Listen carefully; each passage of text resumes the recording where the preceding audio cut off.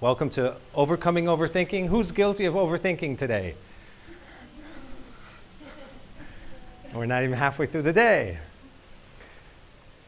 Everyone is guilty of overthinking, and the big difference is those of us here are aware of it, which is huge. It makes all the difference in the world. When things are unconscious, when we're not aware that they're directing our behavior, that's when things get complicated. That's when things get chaotic. Carl Jung has a beautiful quote, "Until we bring consciousness to the unconscious, it directs our life and we call it fate." So it's all about becoming more conscious. It's not even about figuring ourselves out. It's not even about fixing ourselves or becoming somebody we're not. It's just about becoming more aware. That in and of itself compels action. We'll talk more about action today. But before we begin, a little bit about myself. I'm Cirak. My focus is making life meaningful. I bring a certain modern twist to mindfulness. It's because that's what I was looking for when I was going through my journey. The solutions I was looking for. I didn't want to read a whole book just to get to the chapter that applied to me. I didn't want to watch a whole video just to find the segment that was applying to whatever I was dealing with. So my writings, my talks are all about practical, accessible, digestible, discoverable. And those of you who are in the field of design or user experience design recognize those words. This is what I carry over. That was my previous career. Done a lot of stuff, but the more important part for today is the previous 25 years in corporate. Dealt with a lot of corporate environments, working for ad agencies. You get to work on 20, 30 projects a year. Multiply that by 25 years. You've pretty much covered all the Fortune 500 companies, a lot of Fortune 100 companies. My passion was the startup scene. I'm an early entrepreneur. I like to bring ideas to life, get them off the ground. But these environments are just fraught with overthinking, over-planning. And even today, by the time I sit down to write a new book, I realize I've already overthought it. We can't help ourselves. We start planning, even the moment we have an idea, we think about how and when, what we need to do to achieve it, create these steps, overthinking. And then when you sit down, you realize, the reality of it sets in. Usually reality is much more spread out, much slower, much more gradual. You can't just jump to conclusions, jump to the finish line. So the journey begins, how we create and we bring ideas to life, our own journey, our own life. Bring that to life without getting in the way of the unfolding. And the primary thing that gets in the way of the unfolding is our mind. A little overview of the workshop today. We have 3 beautiful hours ahead of us together. We have to end on time because of the next group, so we'll stick to that. We're going to talk about recognizing the habit of overthinking. That's what it is. It's a habit. It's not a problem. We are not a problem. You are not a problem. We're God's greatest gift to this dimension. It's about tuning ourselves to flow, tuning ourselves to the co-creative process of being receivers. I'm going to talk a lot about that today. I have a lot of group and individual exercises. The 3 steps of wisdom is exposing yourself to information, which we're all doing just by being here. Intellectually understanding it, getting it. So that's the rational part. It's important. But then truly feeling it. That's the integration, the most part where it becomes real. If you've ever wondered why there's so many unconscious beings walking around the planet, and why isn't there more consciousness at this point? Nothing I say hasn't been around for thousands of years, since the beginning of time. I just have my spin on it, my flavor, my life experience informs it. But it's been around forever, so why aren't there more conscious beings on the planet? It's because everyone has to realize it for themselves, walk the path for themselves. You can read a million books, but if you don't actually integrate it and apply it into your own life, then it won't sink in, it won't have the positive effect that it can have, and boy, can it have a positive effect. Living with more consciousness versus with less consciousness, there's no real on-off state. It's not conscious or unconscious, it's more or less. Everything happens in degrees. We might be very conscious in one area of life, not very conscious in another area of life. One word of advice there is don't throw the baby out with the bathwater. If you have people you follow or authors or speakers and you like almost everything they're saying, but they say one thing that rubs you the wrong way, just ignore it. But don't discard them, the rest of the teachings altogether. Otherwise, you'll be looking forever for that perfect human. Of course, how to overcome it. Right? This is all about practical advice here. Some extras that I like to throw in at the end based on how much time we have available, and then a summary. One thing to note, this is an interactive session. At any time anything comes up, just raise your hand. I might finish saying what I'm talking, but then I'll call on you. That's what makes it real. That's what makes it, even for me, much more engaging.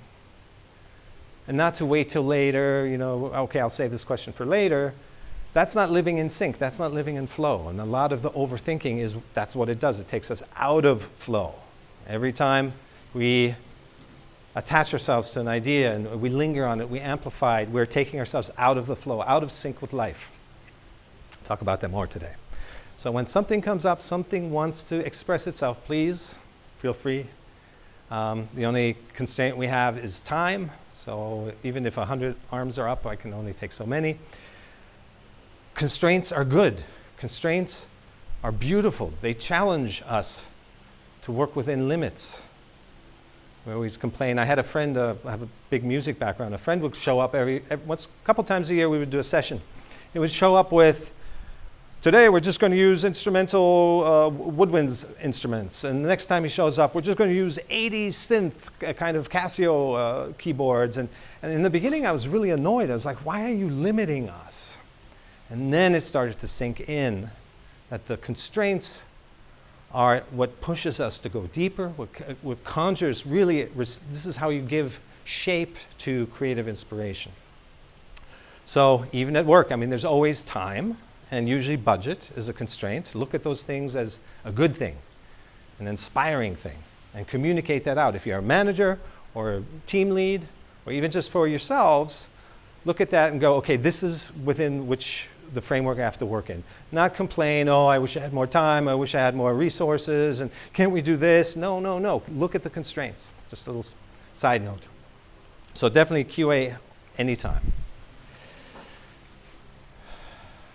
All right. Very black and white, kind of dry explanation. What is overthinking? Overthinking is the process of continuously dwelling. Continuously dwelling. That's the key word. On or analyzing thoughts, situations, and problems to an excessive degree. It's not about not thinking. We don't want to push away thoughts or the feelings that result from them. It's not about ignoring negative thoughts and just clinging on to the positive ones. It's not about avoiding. It's not about creating what I call a control grid of your life, where you're just going to surround yourself with things that trigger you positively and avoid all the situations, people, and places that trigger you negatively. It's not about that. It's about having the awareness, developing the awareness to observe your thoughts and your feelings. That is the natural flow of things.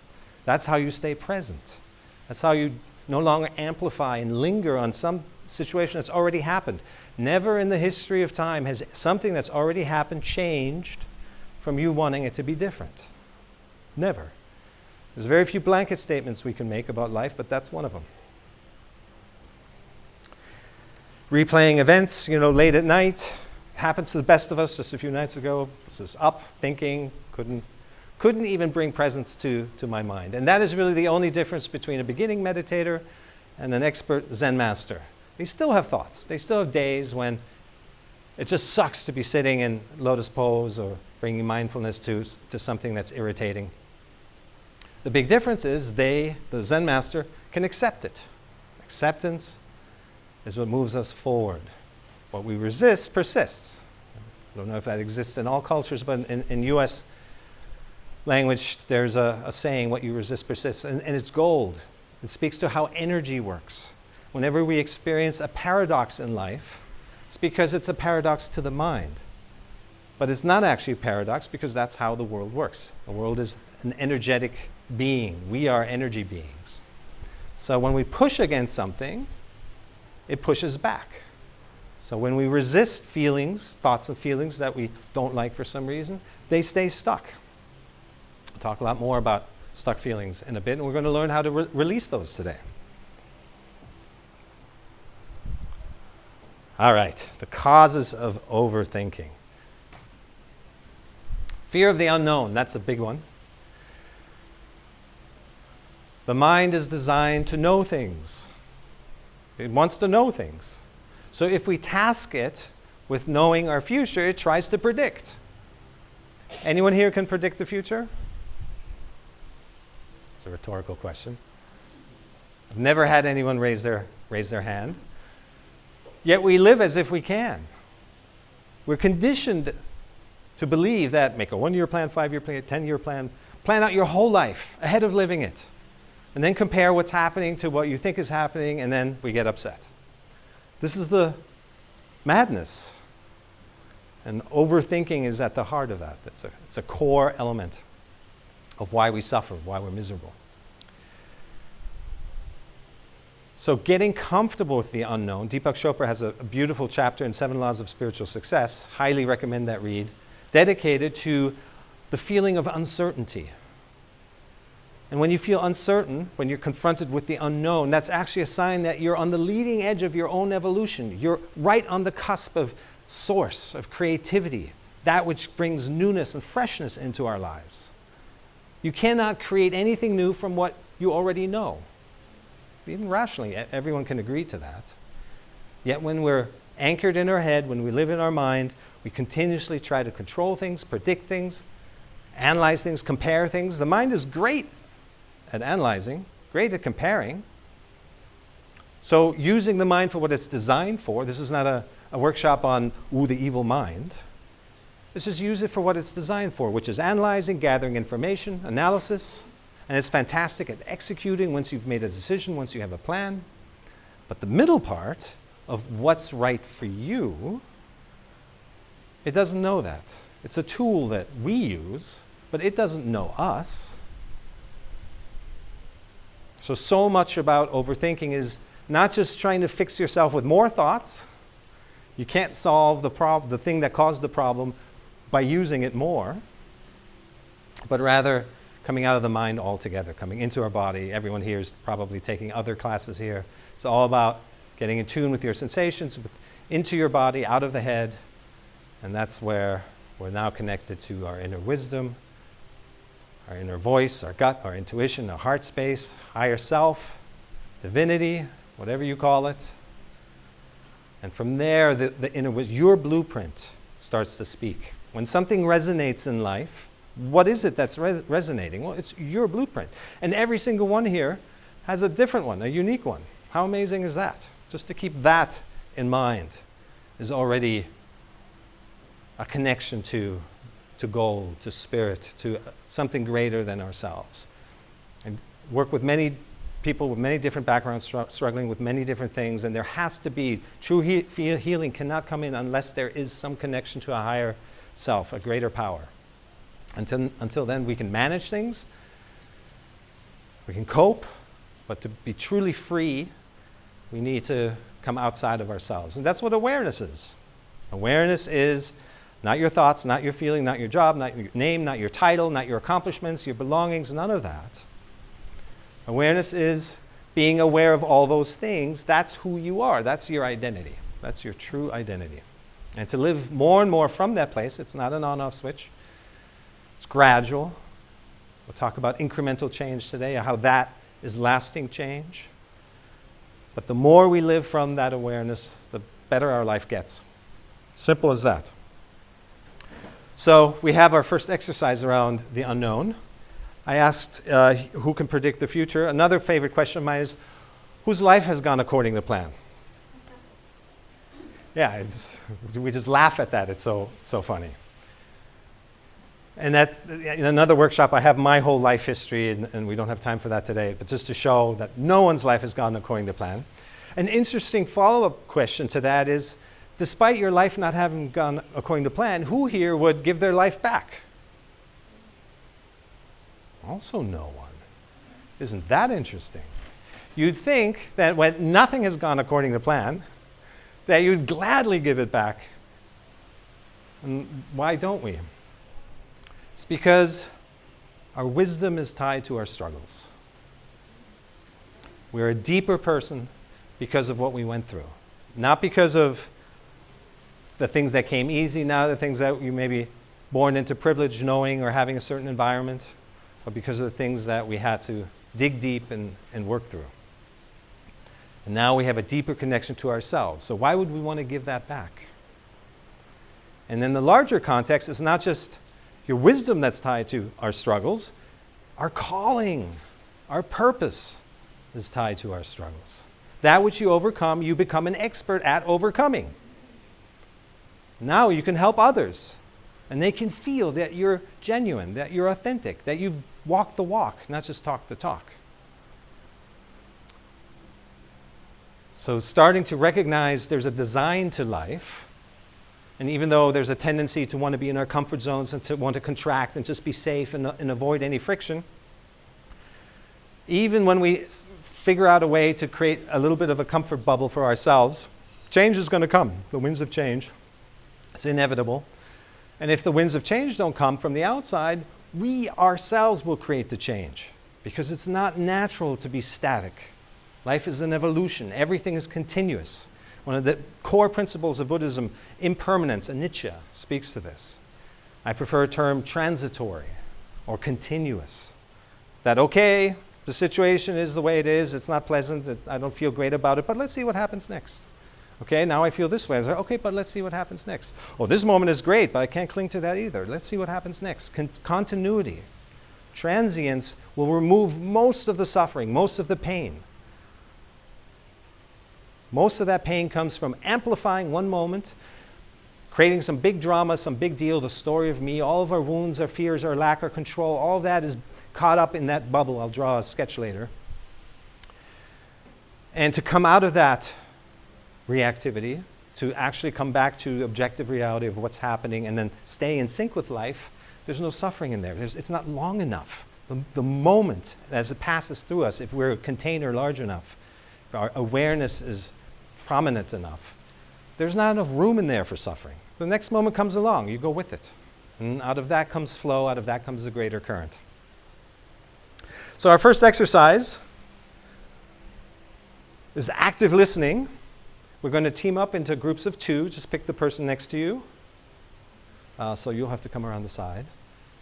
And you're going to share for 3 minutes each your unplanned journey, everything that didn't happen according to plan. And in the process, introduce yourselves, get to know each other.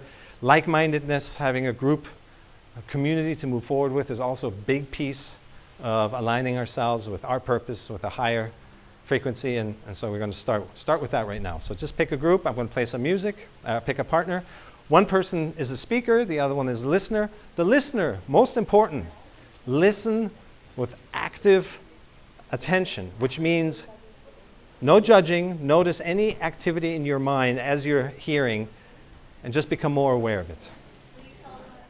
This next exercise, you're going to pick a topic that you already have in common, some common interest. It could be anything. And go back to the original configuration of the speaker and the listener. And this time, whenever you're the listener, take note of how hard it is to pay attention. Okay? And the speaker can also notice the quality of attention that's coming at them. So just pick a same configuration, pick a topic you have in common, and another. We'll just do two minutes, maybe even less each way. And just notice the difference in your experience, especially as a listener, but also as a speaker.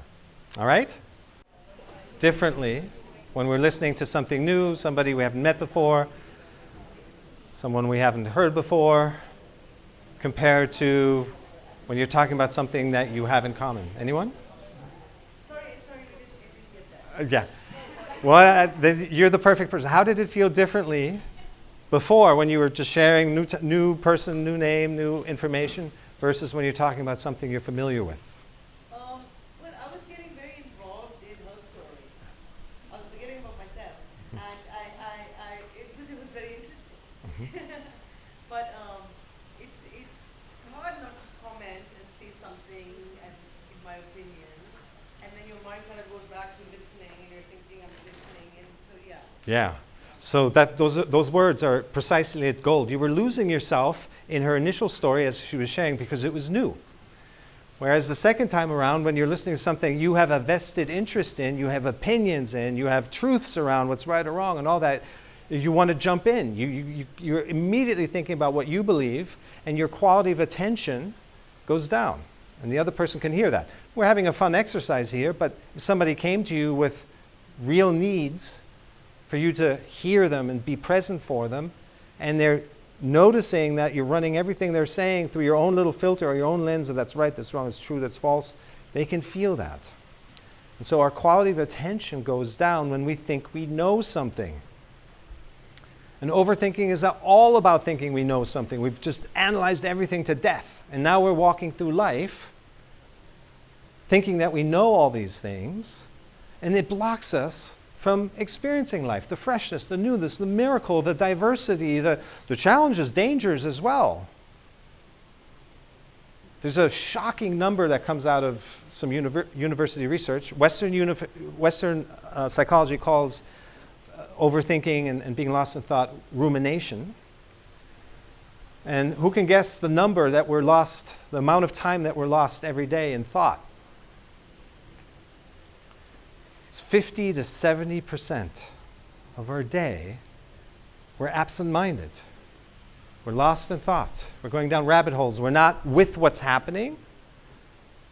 We're thinking about what should be happening if we had an idea, a preconceived notion of what should be happening, or we're thinking about something that isn't even related to right now at all.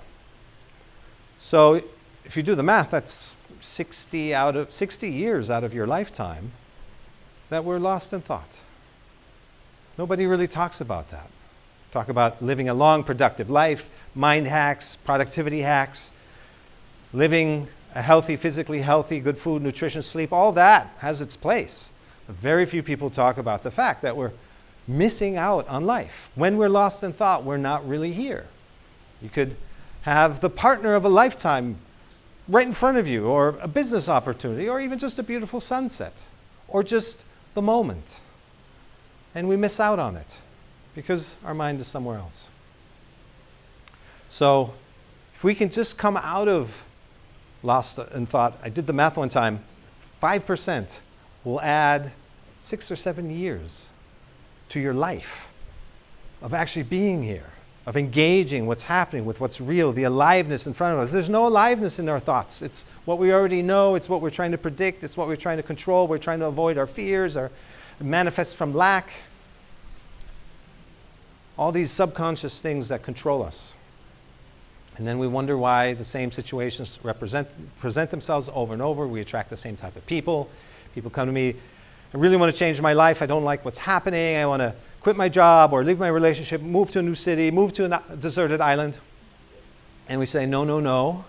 Let's learn to do what you're already doing with more awareness, with more presence. Then you can see what's going on. But you might be running away from imposter syndrome, just your dread of going to work the next day. You got a promotion, you got a salary, you got everything you were hoping for, and now you feel like you don't deserve it. Another crazy aspect of the mind.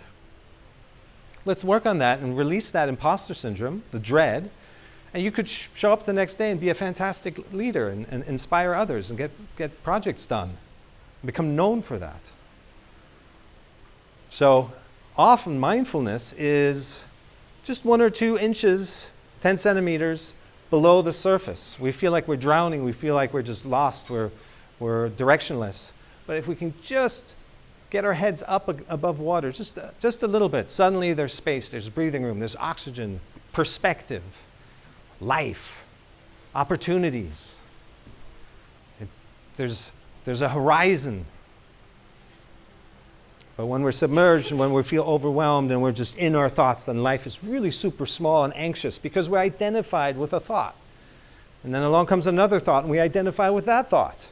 That's an anxious small space to be in your thought all the time, in your thought. And those thoughts then tend to lead to, they have like baby thoughts in their wake. So it's never just one thought that we get lost in, it's like the next one, the next one. And they're often completely unrelated. That's why it's called the monkey mind. So you jump to some other thing that's something else, and then some other thing, something else. That's why we can't take a shower and enjoy the bubbles and the hot water and the steam and the soap, because our mind is already looking for the next unknown moment, looking to project something it thinks it knows into it. So we're not even there to enjoy the shower and the cleanliness. The impact of not being present with our activities is tremendous.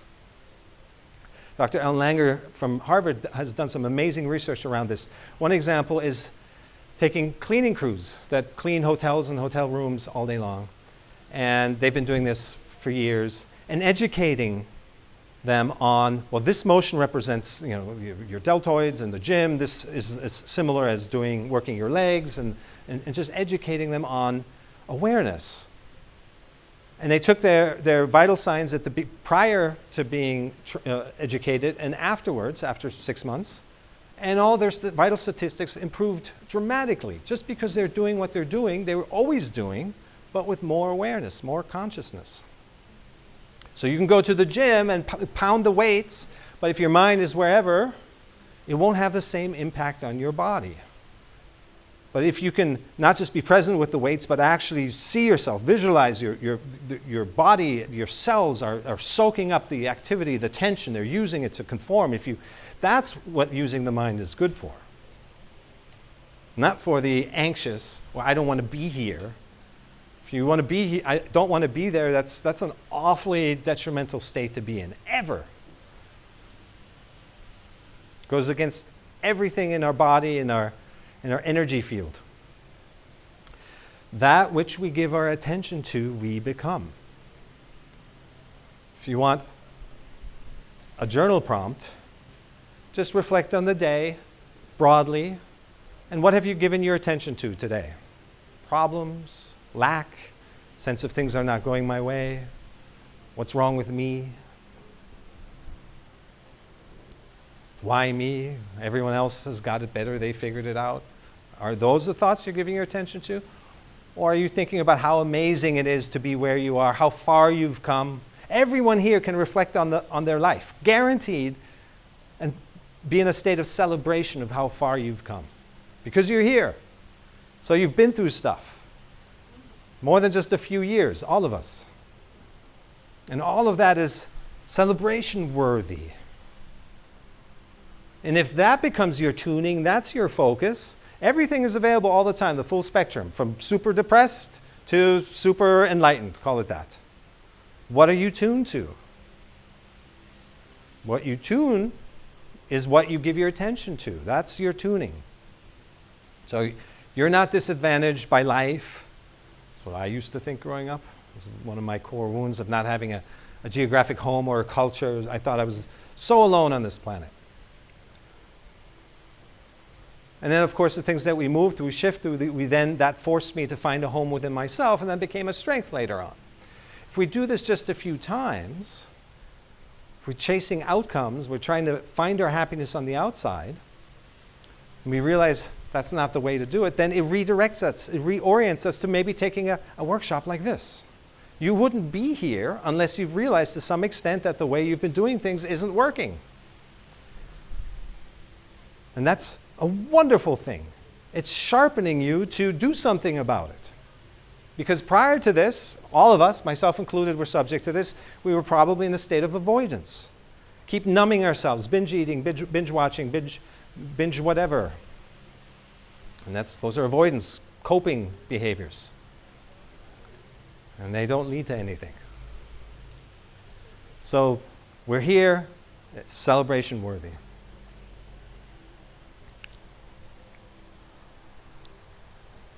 All right, we talked about fear of the unknown. Fear of failure is another big one. We're all raised with this.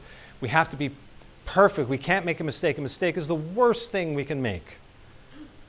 And if we make a mistake, we'll be a failure forever. This wonderful word, forever. Again, the mind thinks things are permanent. It's seeking to create permanence in everything. This is good. This is bad. I am this. I am not this. Nothing is something. Is implies permanence, and there is no permanence. You might be that way right now, but that does not mean you have to be that way the next moment. So this isness that we keep reinforcing in our language is unhealthy. If you're constantly thinking this moment is this, you're putting a lot of weight on it. Experience things from the perspective of, let's see what happens next. Experience things from the perspective of, I'm curious. This is an open energy field, a beginner's mind, also a Zen principle. When we were kids, we played, we explored. There was no limiting beliefs. This is an open energy. But if we're attached to our beliefs and I am this, I am that, you can feel yourself get closed off immediately. And then nothing new comes in. And if nothing new comes in, no fresh energy, then you're kind of stuck with that thought. And it just keeps cycling and keeps spinning and looping around that same thought. This is how we get depressed. This is how we start to get sick at all levels.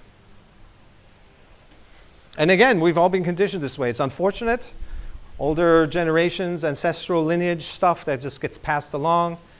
Again, Carl Jung, great quote. Guy was incredible. Most of our issues are the unlived life of our parents.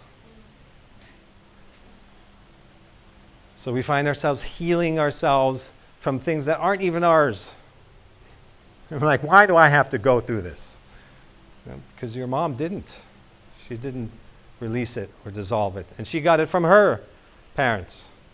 And so on and so on. Epigenetics shows a lot of how the mechanism works, how trauma is passed along. It's in our cells. So again, there's no blame to any of this. One of the common misconceptions when we talk about greater awareness, to realize that everything is a reflection of us, of our interpretation, our filter, our lens on some situation, two people witnessing the same thing, two different experiences. How is that? Why is that? How is that possible? Well, they're having their own subjective experience because of past trauma, past experiences. So they're really only experiencing themselves, all of us. We all have our own little universe that we live in. And I'm seeing you and you and you and you in my way. You're seeing me and others in your way. You're really just in one little universe of your own.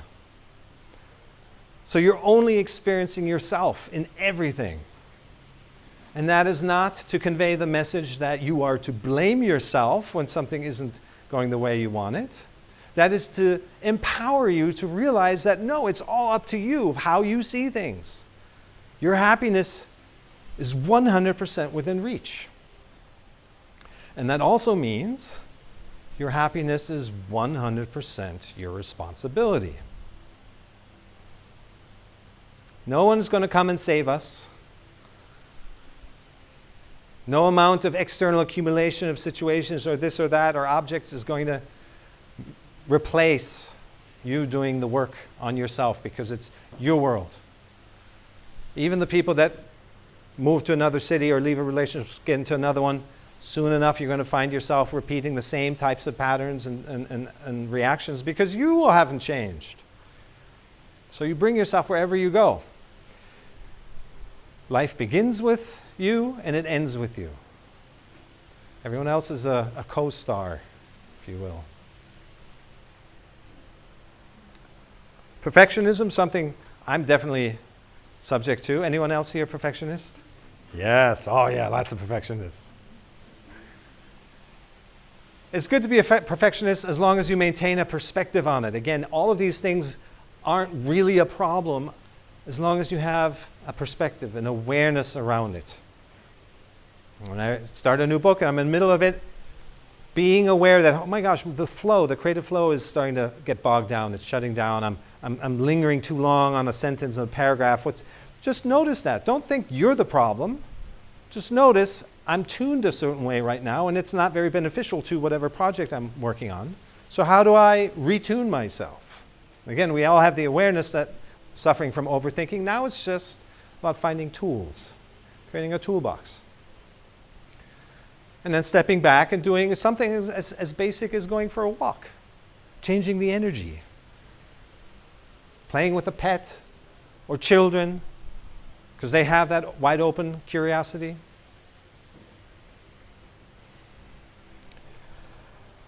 Lack of confidence.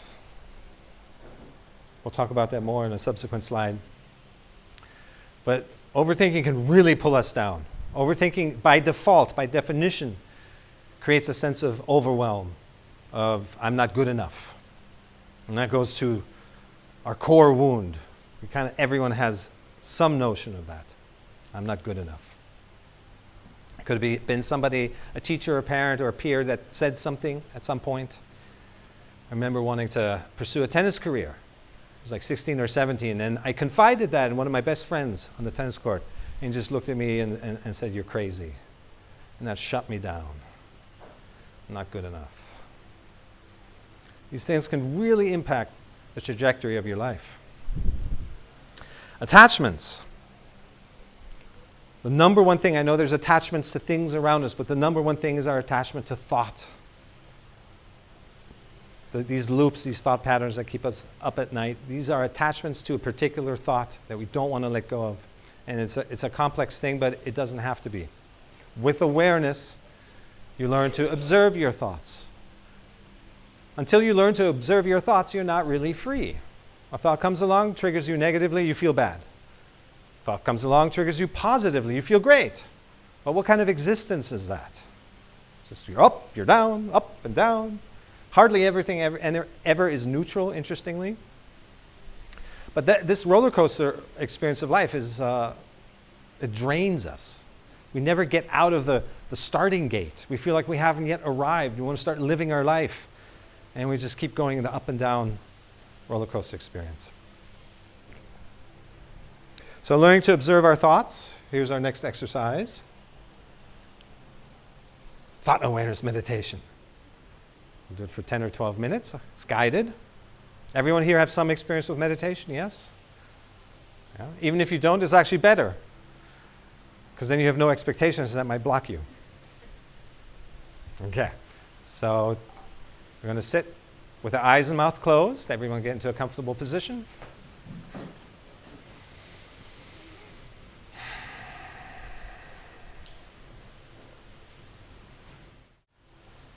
There was a congressional hearing Ram Dass spoke at. They asked him about the medicinal purposes of LSD back in those days. And he said he did over 300 and something drops of it. And after all that experimenting, he said, this is all you need, this meditation.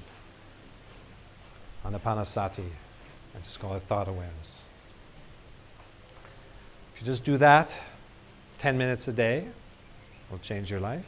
If you do it more, it'll change your life faster. There was a spell I was doing this between 2 and 5 hours a day. Helps with everything. But most importantly, it helps you to become aware of your thoughts. Overthinking is this involuntary getting sucked into our thoughts. None of us would want to do that. Eventually, everyone gets to the point somewhere in their life where they realize, I'm just reacting, I'm just thinking about stuff, and it's nonsense. Sometimes our thoughts are so nonsensical that our own mind kicks us out of it. It becomes so ridiculous. We're just kind of like, wow, that was nuts. So that is the clue right there. Greater awareness of your thoughts, which prevents us from getting hijacked constantly. 50, 60, 70% of our day. And we get all of that life back. Just imagine. All of that energy that gets sucked into reactivity and judging and complaining and just being lost in thought. I have some friends who are in the safety business. One's a world-class river raft guiding guide. He trains the guides. Another one is a renowned motorcycle expert. And I asked him, when do accidents happen? Is it when people are not paying attention, or does it sometimes happen when they're paying attention? Both unanimously said it only happens when you're not paying attention. There's almost like a safety bubble around us when we're present. When we're truly present, nothing can really happen. I was willing to leave a little room for divine intervention that makes you break a leg so that you take some rest and slow down and have time to self-reflect, but sounds like it's pretty much accurate. When you're present, you'll notice, you'll feel, oh, maybe I'm going too fast. I need to Slow down. But you realize, you feel that you're going too fast because you're present in the first place. Listening to that voice, of course, is an important piece as well. I'm happy to share this meditation. There's a longer version of it. It's guided. But who here was able to keep their attention on the breath for more than 20 seconds? 1, 2, 3, 4, 5. Ah, that's pretty good. 10 seconds? Less than 10 seconds. Oh, this is very good. Must be experts here. Generally speaking, for someone who hasn't done any inner work, it'll be like 2 or 3 seconds. Thoughts just come in, pull us away. I do a separate workshop on manifestation, but just think about what impact this has on your ability to manifest your best life. If you can't keep your focus on something consistently long enough for it to manifest. Quantum physics is showing us some interesting numbers. After around 17 seconds, matter starts to respond and reassemble itself to the observer. So this is how our thoughts create things. The law of attraction, it's been around forever. And at first you might hear, 17 seconds, that's no problem. But then do this exercise and realize how long 17 seconds is to truly, truly keep your attention on something as basic as your breath. At first it can be pretty frustrating. I know, I was shocked. I thought I knew what I wanted in life. Thought I knew myself. Thought I had plans. I was an information architect. I could design things. I can focus. And realizing, oh my goodness, it's like a flickering candle, this monkey mind. Yes? So when I try to meditate, in some cases I'm focused on sound. So if I'm in nature, I'm just like listening to the birds. And I find that I have less thoughts when I do that. When I'm like trying to focus only on my breath, then all the thoughts come. So I was saying to someone before, like, why can't I just meditate on the sound of the birds? And they're like, no, it should be on breath only. You can. You can, absolutely. Meditation is a state. It's not a separate activity that we have to make room for in our busy schedules. It's a state of being attentive, being present. And birds are so beautiful. There's actually just some recent research that came out on this of why is the song of birds so soothing. It's because our ancestors knew that when birds are around, there's no danger. The first thing, if there's danger, if there's a lion or a tiger, the birds fly away. And so the bird song is so soothing. It's absolutely, do that, be with it. And it might be some bird song with you, it might be something else for somebody else. You can find that attention to detail, this connection to our senses, really, that's what it is fundamentally, in everything.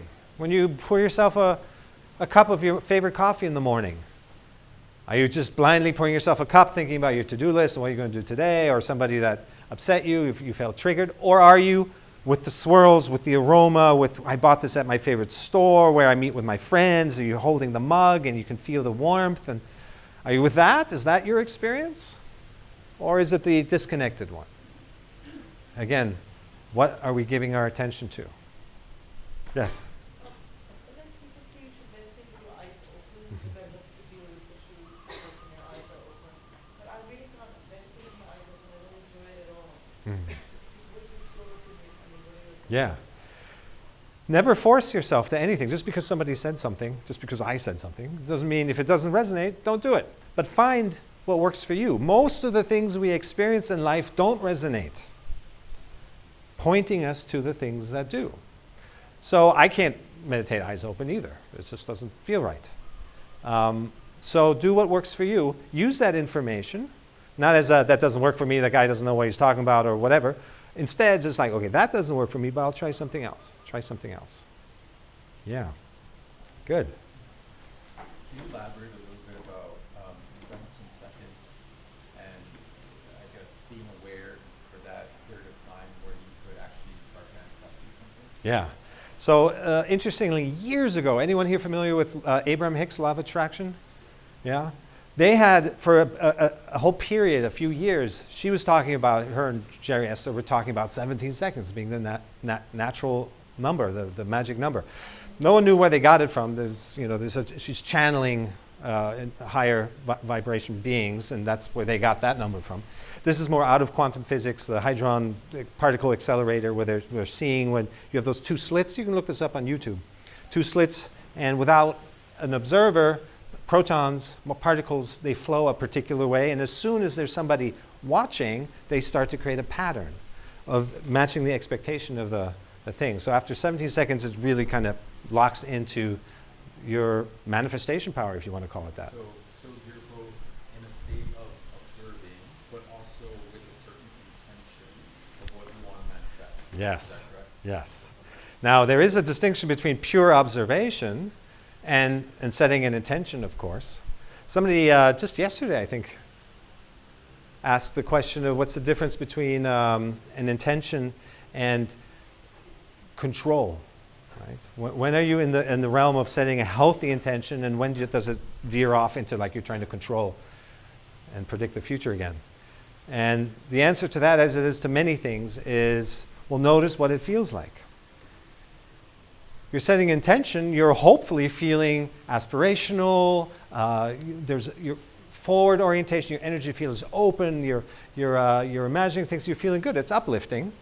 Once you start controlling, everything shuts down. You start to feel limiting, limits. You start to get fearful and anxious and all that. So listen to your feeling apparatus. Somehow we've gotten away from this idea that our bodies are not the thing that we should trust in navigating life. It's the only thing we should trust. Our feeling state is that's your truth. That's your resonance. That's your blueprint. Every one of us has their own. It's the only thing. Your parents don't even know you, as well-intentioned as they may be. Another question, another time here was, how do I tell the difference between working, I'm in the flow, and overworking? Same answer. When you're in the flow, what does it feel like? Oh yeah, it's easy. Things are coming to me. The solutions just appear out of nowhere, and I feel excited, and I'm moving forward. And what does overworking feel like? Well, I get bogged down, I get, things are starting to feel heavy and all that. So it's our feeling state that indicates where we're at.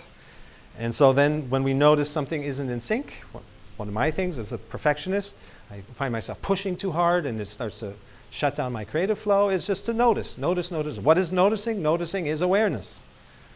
And it's a question of, can you notice sooner than before? As opposed to letting hours go by and getting down on yourself, and I suck as a writer, or what kind of designer am I? That's not where it's at. I teach writing courses. There's a 5-day retreat coming up. And after 2 or 3 days, every single person there's no doubt that you're a creative powerhouse. People come in with all kinds of projects, half finished or not finished. I want to get started, but I have all these fears. So we're just overwhelming ourselves with our thoughts, usually biting off too big of a chunk. We'll talk about that today. And learning to scale that down so that our decisions feel light, easy, fun, flowy. So getting away from it's me who's the problem, but rather seeing kind of what the design of life is. I'm the first person to be anti-rules, those who know me. But this rule book, this playbook of how life works, how we're designed to work, that challenges is what makes us grow, that attention to detail is what sucks us into the present moment. These are the things that we'd be wise to listen to and abide by, because they make all the difference in the world. Yes, please. You said that our purpose defines our struggle. Mm-hmm. But if you're constantly sort of pushing yourself and losing state of flow, how do you know if that struggle is your purpose, or rather a sign that you shouldn't go there? Yeah, that's a great question. So if you're struggling, I'll repeat the question. If you're struggling, how do you know that it's kind of a healthy struggle versus just you're going the wrong direction? There's a distinct feeling between a true calling and just a made-up fantasy idea. Things that are just come from our head. Oh, I'd like to do this, or I'd like to do that. They feel flippant. The next moment they could be gone. But most importantly, it feels like fantastic, like a rosy-colored picture of the world. Oh, the future's going to be great. I'm going to be this and this and that. That's kind of a mental idea that's been created of, if I go down that route, then I'll be perfect. Life will be happy.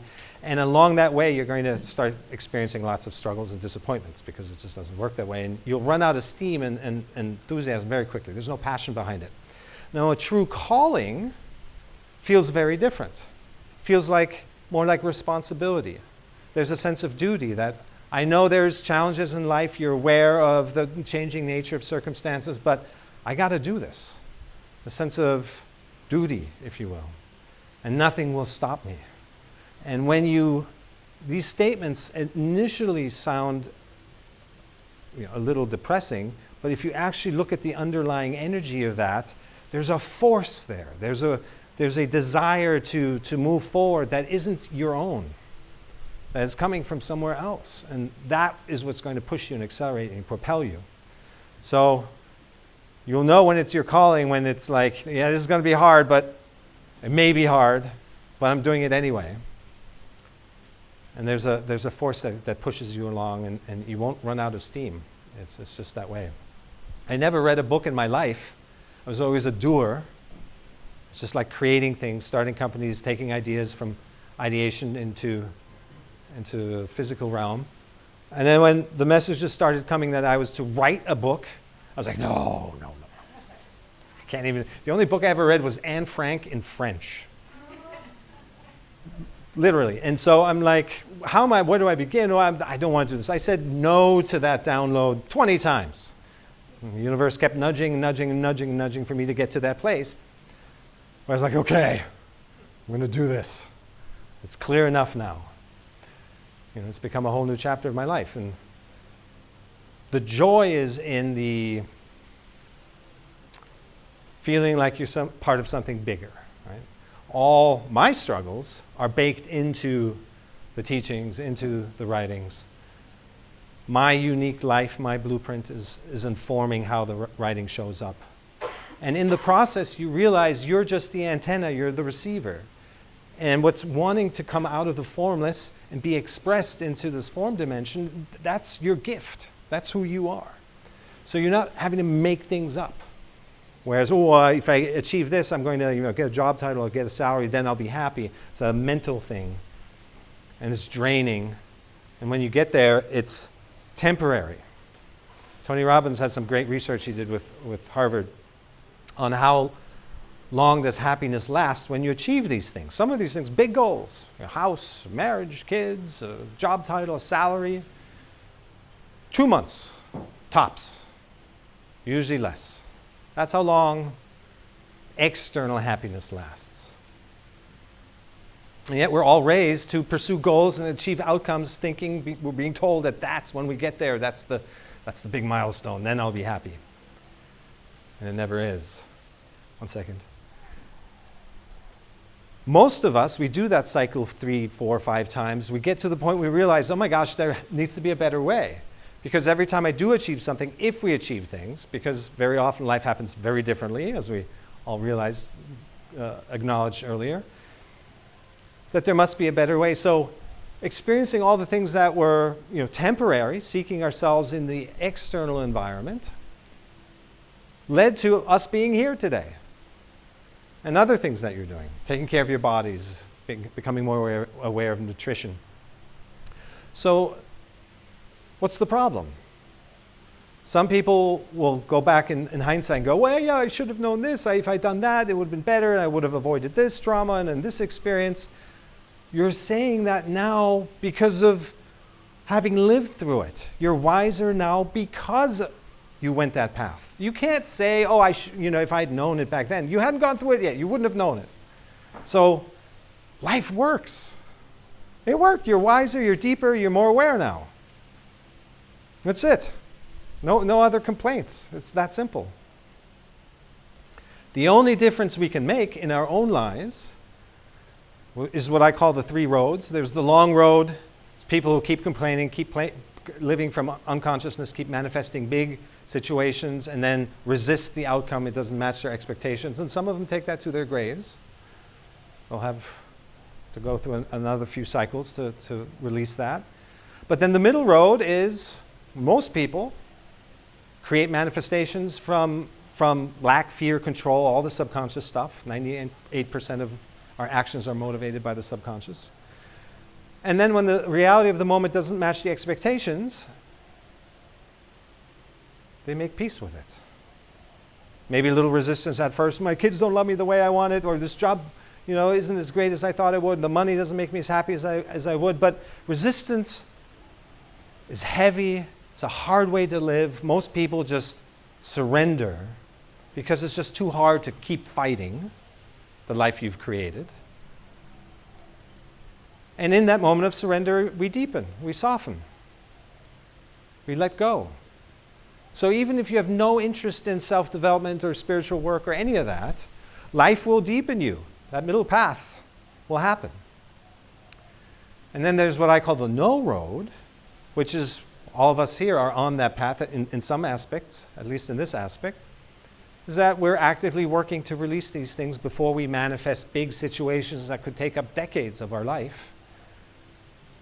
So we bring more awareness to why we're doing things. There's two ways to do things, consciously and everything else. Both lead to the same destination, greater awareness. Just one is a little quicker. Yes.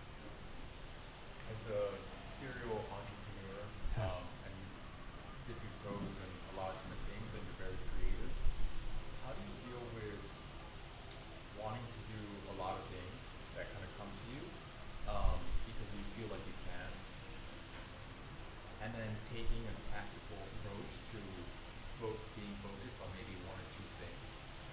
I think that is what leads to, at least in my case, a lot of overthinking. Because I'm thinking, I can do this, and I just having a hard time focusing on one thing. Yeah. So what you described is beautiful. It's like, what if you have too many good choices, essentially, too much inspiration, too much download, and how do you sift through that? Well, first of all, congratulations to be in that state where you have so many good opportunities that you don't know which one to choose. It's fantastic to be in that state. Ultimately, that's where we all get to when we release our overthinking. All that energy, all that time that went into overthinking, well, what does it go into now? It goes into more creative downloads, more inspiration, more seeing detail, more opportunities, more presence. You're seeing stuff. You're happy. Life is happening more fully. The expression is, it speeds up and slows down. It speeds up because you're not lingering on one moment anymore, usually negatively. Somebody cut me off in traffic. How dare they, looking over your shoulder. I can't wait to tell the people at work or at home what happened to me on the drive. Lingering, amplifying. Missing out on all of that. Path of least resistance is swerve to avoid a collision, get back on track, and on you go. Mind is clear. And you're ready for the next challenge or situation. So that is already a beautiful state to be in. From there, it's just a negotiation. And this is something, if you're familiar with baby whispering. So baby souls come to a lot of women and they have a conversation. Are you the right mom? Is this the right time? Do I have the resources? This happens to a lot of women, that they have a visitor. And it's the same thing with any idea, any energy form. So all those great ideas, and I had the same thing in my life. It's just I've got so many skills, so many talents. My parents put a lock on the television, so that was out. And so I just had to go play all day and invent games and be physical. So I kind of grew up with that similar challenge of like too many sides of me that I wanted to nurture. So I have a conversation with those things in a dialogue, and find the ones that resonate the most. That's a connection to who you are inside. It's not a mental dialogue. It's like what feels right at this time. And there'll be a few. You can make a list and give your attention to the top 2 or 3. I have that list all the time. I have a list of 10 things, 12 things, probably more. And when something happens, it rains, I can't go play tennis today, well, there's the next thing on my list. So you can nurture things that way. All right, good. Great question. Okay.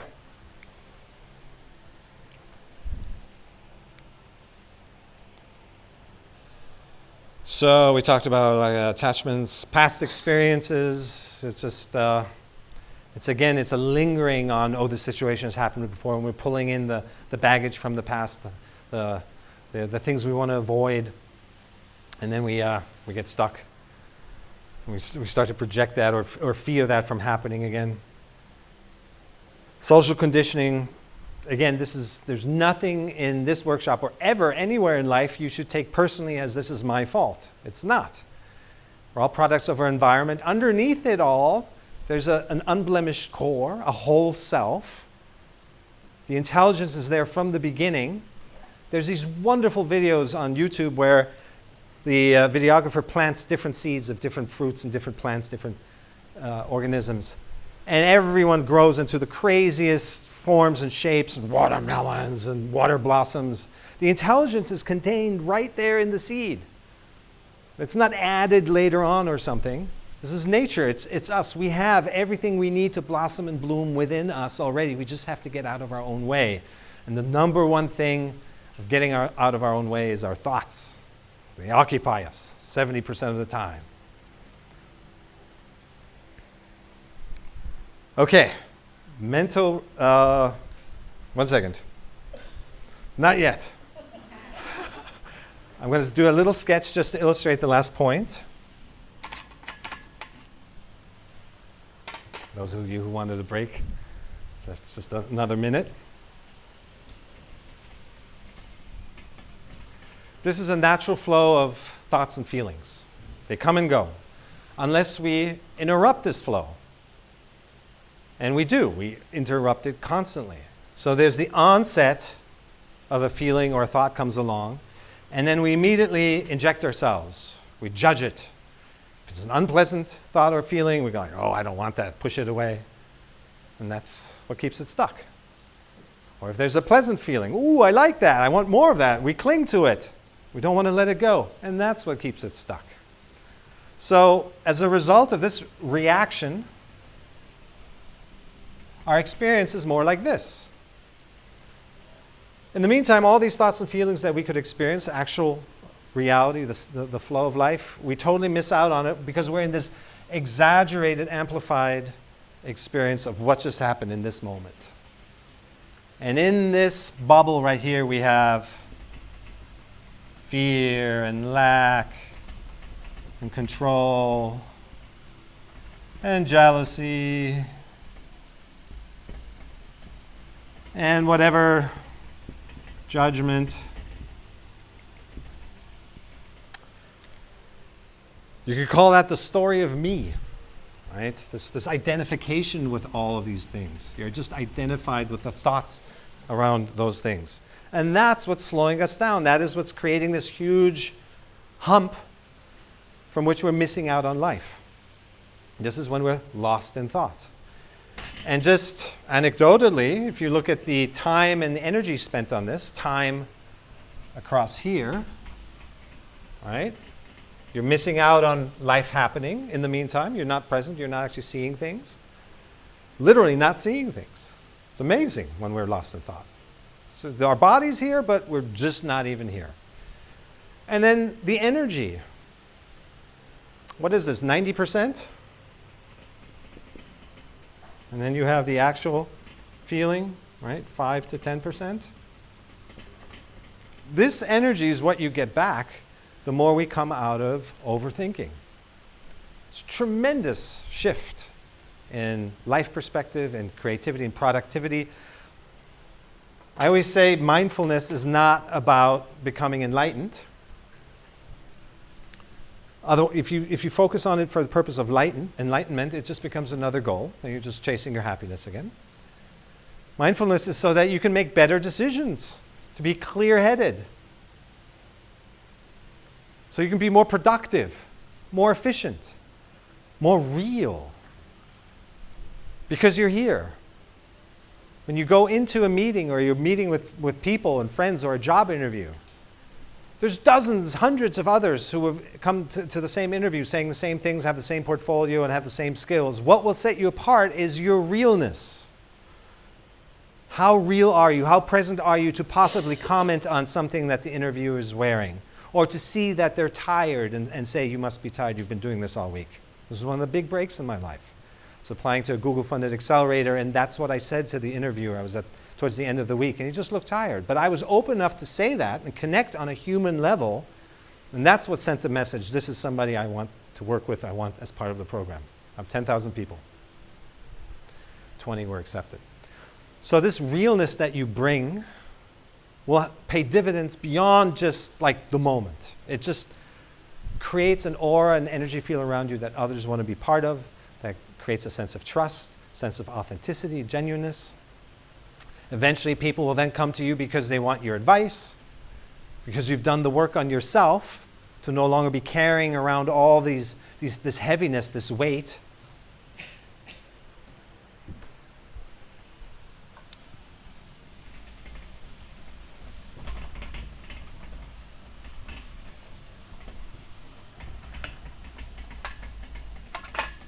There's nowhere we need to get to.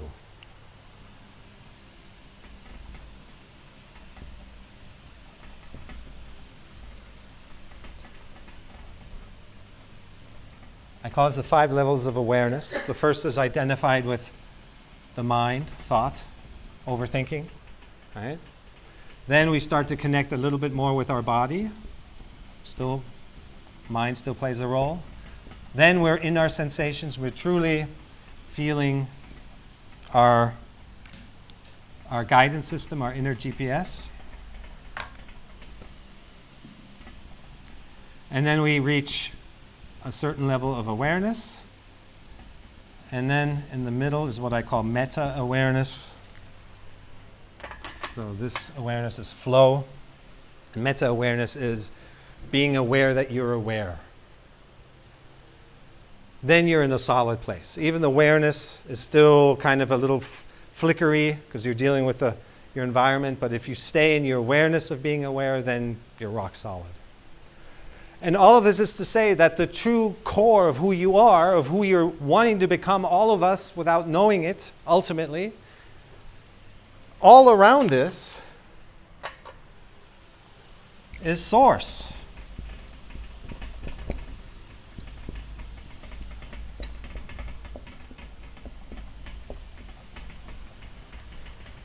And it's wanting to come in. It doesn't want us to feel limited, to be fearful, to feel small. Life isn't annoying us for no reason. It's not triggering us because it's mean somehow. It wants us to grow. It wants us to come out of our smallness, out of our limiting beliefs, out of the sense that I'm not good enough. It's all around us, and it relentlessly prods and pokes at us all day long. We heal one thing, we let go of one layer, the next one comes knocking at your door. It's like, gosh, this is never ending. And then once you do your own work, then you can help others and your ancestry. We're here to heal, and we become healing forces for the world.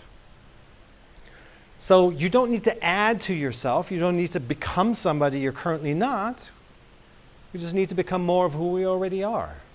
And we just let go of these layers of identification with thought, levels of identification, eventually even with your body. I spent a couple of weeks at a monastery end of last year in Thailand, and there was about 300 or 400 practitioners there, and the men sat in the front and the women in the back behind them. And during one of the Dhamma talks, one of the female practitioners came and asked the monk, why are the guys in the front and the gals in the back? Because I thought this was egalitarian, that they're all treated equally. And the monk said, for 2 reasons. 1, legally, we just want to make sure you're safe. It's better to have the men in front. But 2, the bigger problem is you think you're a woman. This identification with our body and our gender and our ID is eventually also something we need to transcend. Eckhart Tolle, anybody know Eckhart Tolle? Yes? Yes. So I've been doing retreats for him for many years, and similar question, somebody came up, how do I deal with my trans daughter, trans child, and putting stress on everyone? Same answer is you need to transcend your identity with your body. So that's the journey we're on. Not to create things and achieve things and have financial success. That's good. That's a second, but it's a distant second. It's primarily to come out of identification with all this stuff. And that doesn't mean we reject the stuff. We should become infatuated. This is an incredible dimension we're in. Suddenly, one moment we're spirit, and now we're in these bodies, and all of this is happening, the shapes and sizes and colors and all of our surroundings. I mean, we should forgive ourselves to become infatuated by it. And in fact, we should become infatuated by it because by seeking ourselves in the external, we realize that we can't be found there. Only temporary happiness is found. And then we do that a few times, and then we realize, well, where haven't I looked yet? Within. And so naturally, sooner or later, life points you within to do the inner work. So we come out of identification with that whole story of me. All right, 5-minute break. We're working so hard to keep creativity, to keep source, to keep inspiration, to keep flow out of our lives. It's amazing. Sometimes I wonder why we do it in the first place. But so letting go, surrender, acceptance. Acceptance is the path forward. The mind struggles with acceptance because it thinks you're having to accept something you don't like. Now it's going to be permanent. That's just how the mind thinks. Again, energy works differently. Once you accept something, you're able to move through it. In fact, acceptance compels action. It leads you to want to do something because you're no longer in resistance to whatever you didn't like. And then it's like, now what? Well, I'm going to do something about it. Because you don't have that energy piled onto in your resistance to the situation. Suddenly you're free to do something about it. So acceptance. In my latest book, I describe the five levels of awareness. First level is to, you're in resistance to life. Life is happening to you. There's separateness. There's a sense of victimhood. Once you suffer enough at that level, you kind of recognize slowly that, well, things are happening because, level 2, because of how I see things, how I interpret things. And you start to take ownership. You come out of the victimhood and say, well, things are happening because of how I see them. It moves you to level 3 awareness. 4. Life is happening for me. It's annoying me because it wants me to grow. It's annoying me because it doesn't want me to stay small. So you can fight that if you want, but you're up against a pretty mighty opponent. So surrendering, understanding the rule book, dancing with life, participating, facilitating the unfolding, that's where it's at. Peace, happiness, joy, inspiration, forward momentum, an openness, receiving mode, abundance. All right, symptoms of overthinking. We'll go through this list pretty quickly. Analysis paralysis, I love that word. As a designer of websites and native apps, a good website does not have more than 5 navigation items. Why? Because the mind is so fickle, so weak in retaining information that it starts to replace the first item with the 6th one. That's how feeble our mind is in trying to remember things. So if you go to the supermarket and you go to the cereal aisle, you'll very quickly feel overwhelmed on something as basic as choosing your morning muesli. There's great research on this and companies offering stock options to their employees. When it's too many options, analysis paralysis happens. Nobody chooses anything. If you just offer a handful, the buy-in is 80%. Choice overload, same thing. The mind doesn't know you. All it can do is compare. So if you're asking it to navigate on your behalf, to figure out life, to know you, it actually does what it's designed to do. It tries to compare. That's what it does best. And it just gets overloaded very quickly. Another symptom is self-doubt, second guessing. All of this happens because you're in a state of overwhelm and you're thinking too much. It's a state of fatigue. And then you just start to second guess your actions. And to your question earlier is, another symptom of, is this just a mental idea or is it a true calling? You start to second guess very quickly if this is the right thing. If it's your true calling, it's just rock solid. Some ideas you think this is it, you go sleep a night or take a shower and the next day you can't even remember what it was. Well, that was a doozy. I was going to commit my life to this and now I don't even remember what it is. All right. Overwhelm.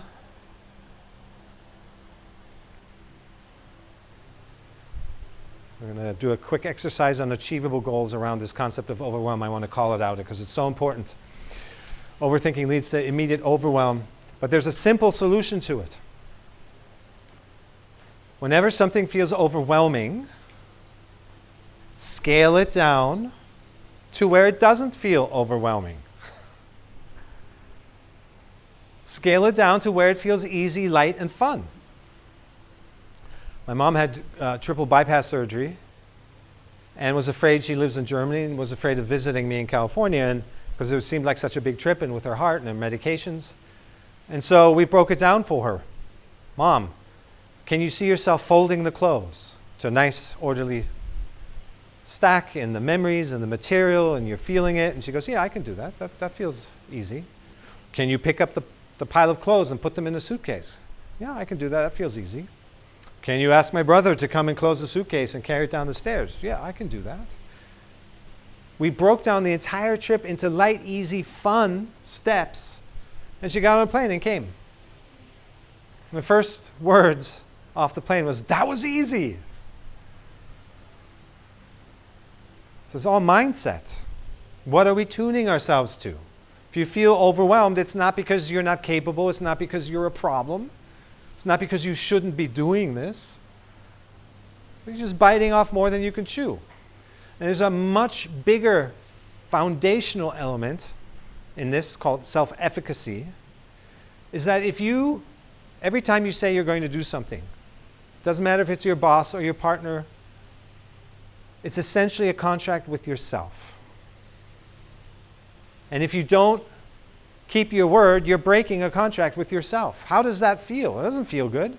That's not going to build confidence. That's not going to be building trust in yourself and the greater environment. So setting achievable goals, there's lots and lots of research and books on incremental change that have been written recently. That leads to progress. A win is a win. Small win, big win, doesn't matter. How can you achieve the feeling of win?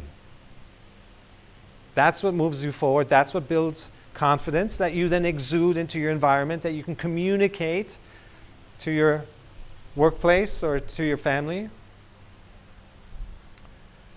And so you're keeping your word with yourself each and every time.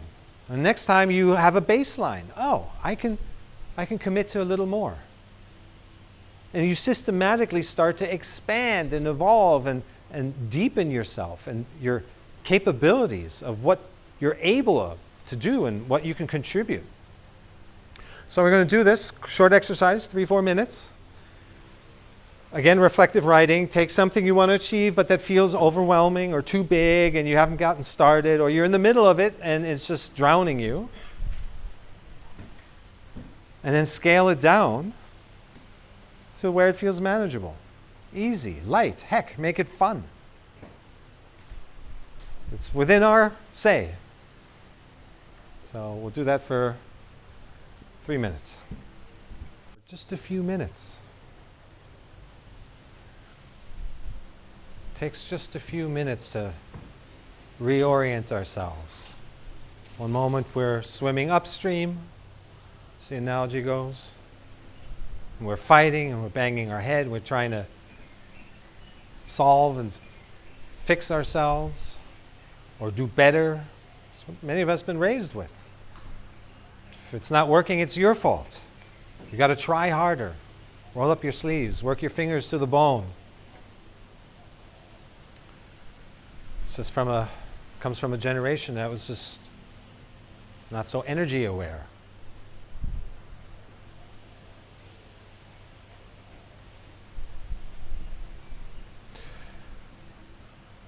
And once you start to recognize symptoms, everything becomes less reactive, right? Everything becomes less personal. We talked about the sense of overwhelm. Well, feeling uninspired, it's in that same category. You're not the problem. It's not because you're untalented. It's most likely it's because you're thinking too much. But with awareness, you might realize, actually, it's not because I'm thinking too much. It's because I'm tired. I don't have the right nutrition in me. I didn't sleep well last night. We put most of the pressure that we experience on ourselves, their own thoughts. And again, with greater awareness, we have the ability to recognize a symptom and not internalize it as a problem. Same thing with limiting beliefs. And this is not to belittle anything. Some of this stuff, most of it, stems from our formative years.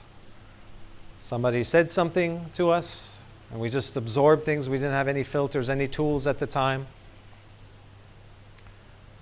I had some of the most loving parents I can imagine, and they still said things. My dad, every time I fouled up, he would say, I'm going to be a street cleaner one day. It's old school East Bloc mentality, a street cleaner. But I remember that hurting me. I remember saying, I'm going to show him. I'm going to be different. That's not a good motivation. But obviously it stuck with me to this day. I still talk about it. So we have to look at these things and sometimes go back to the root of it. Could be a deep journey. These things are at the cellular level. Mental fatigue, anxiety, just noticing, just recognizing, feeling lost and disconnected. Again, it's not you, it's your tuning, and you have 100% control over your tuning. What are you giving your attention to? What thoughts? When you really, really identified with thoughts, you could hear this all day long, it wouldn't make a difference.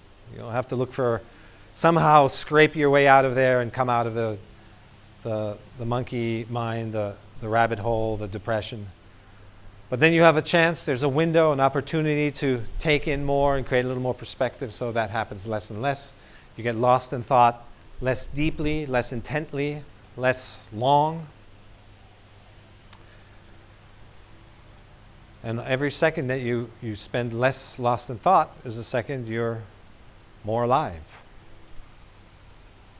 Chasing your happiness. Again, this is the archetypical thing, as I always say, there's no such thing as an innocent birthday. Because with each birthday, we have this download of comparison. What are others doing at this stage? I was expecting to have this and this and this, or a number in my bank account should be this, and where am I not good enough? What am I failing? We're just chasing outcomes. But again, we learn from these things. There is no such thing as regret. Regret is just another unhealthy thought about something. Ultimately, everything led to where you are today, not wanting to give back your life, even though it happened completely not according to plan. And if you elaborate on that even, there's magic in that. There's mystery in that. There's mystique in not knowing what's going to happen. This idea that we want to plan everything out and predict the future is ludicrous at its core. Just rationally, most of the things that the mind produces, you can poke holes into it and it immediately pops. If you don't have a journaling practice yet, you should have one. Or at least have a friend that you get together with occasionally and regularly and share. Because all these thoughts that are in our head that are just floating around, the moment you put them out on paper, just stream of consciousness, you're not trying to analyze yourself, just let it come out. Or let it speak it out with a good listener, the way we practiced. Half of those thoughts just fade away. They just like, that's not even me. That's not even true. Or that's an old version of me. Or I didn't even know what I was thinking there. That just seems ridiculous. At least half. Because while they're in our head, while the monkey mind is in control, we jump around. and pulls us down. Our job is not to make ourselves happy. Our job is to not make ourselves unhappy. Our natural vibration is up here when we're allowing things to flow, when we're responding to what is, when we're not pulling in baggage from the past or expectations from the future.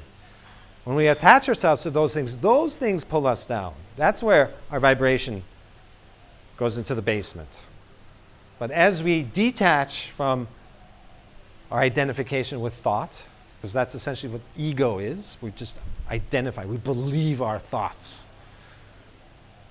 Believe particular thoughts and create a whole truth structure, a whole world, a whole reality out of those thoughts, and we think that's what's real. And then we maneuver life based on trying to keep this truth structure in place. It gets so complicated when it's so simple. Learning to observe your thoughts and feelings and allowing them to arise and pass, knowing that they leave behind a resonance. This resonates, this is the path for me. This doesn't resonate, this is not the path. So simple.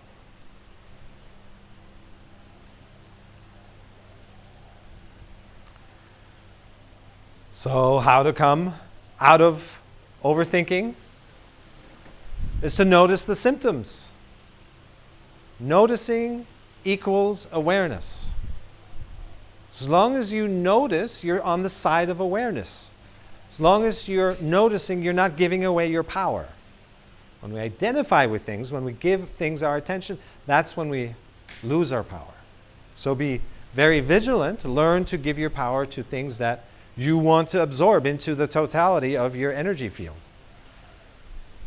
Every single thought at some point. Those of you who've done maybe a 10-day silent retreat, usually around day 7 or 8 or 9, you start to really feel the weight of your thoughts, even positive thoughts, any thought.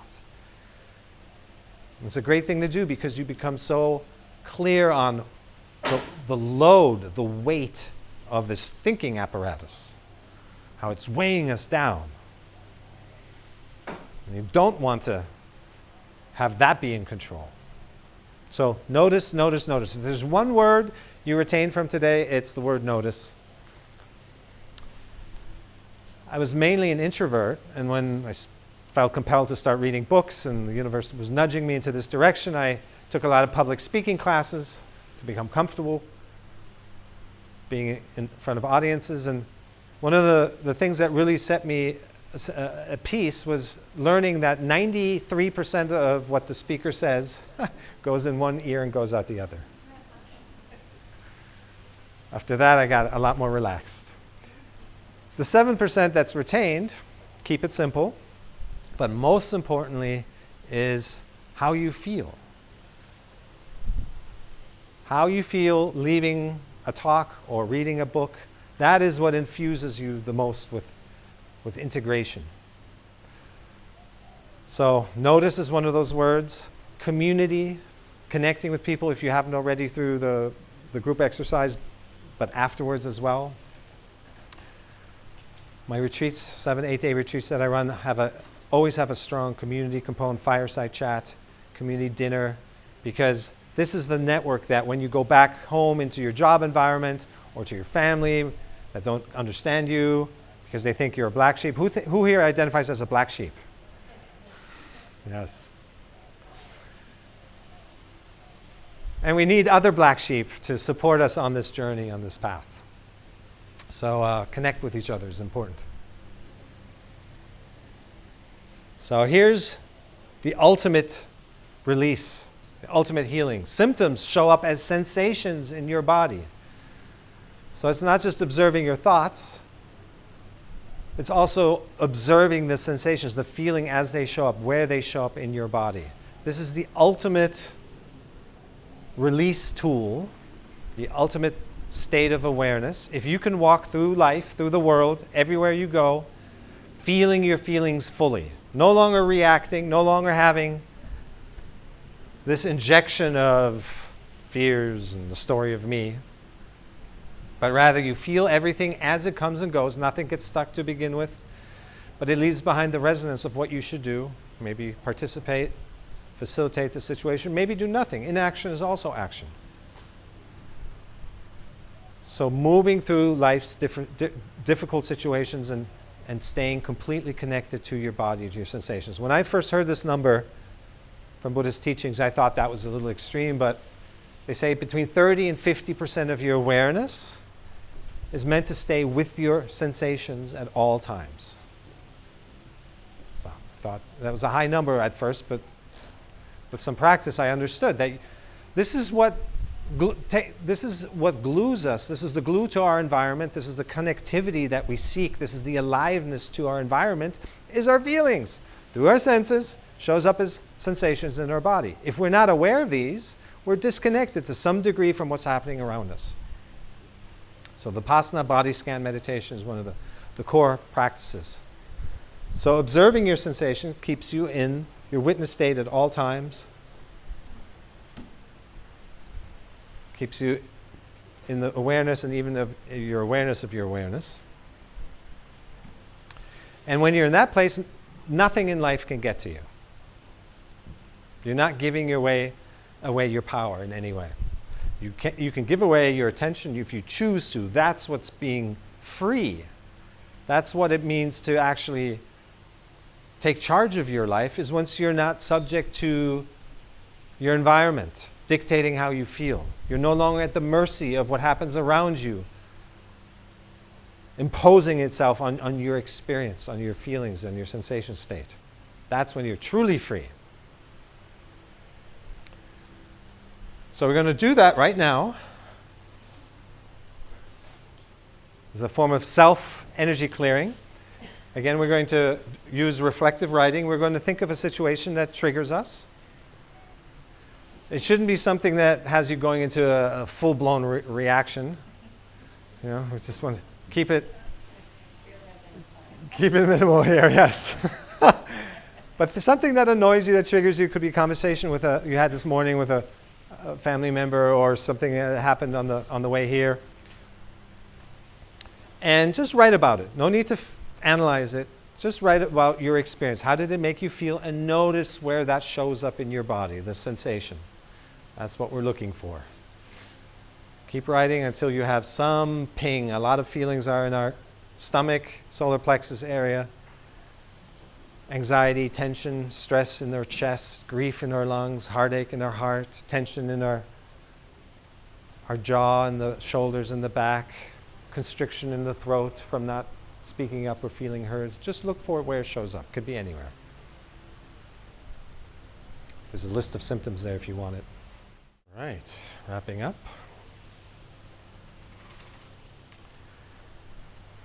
Energy is the root of everything.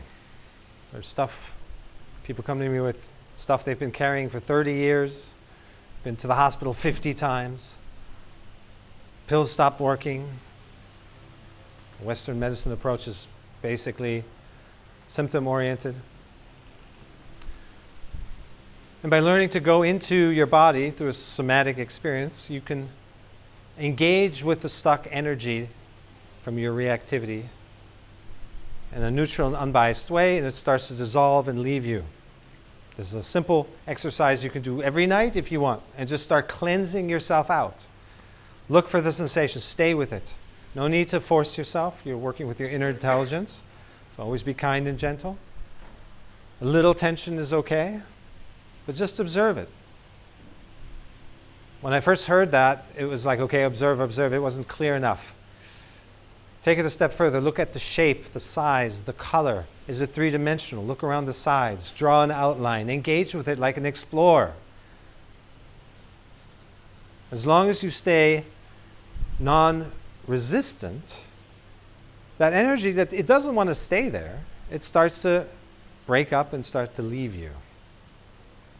And we can heal ourselves from everything this way. Everything.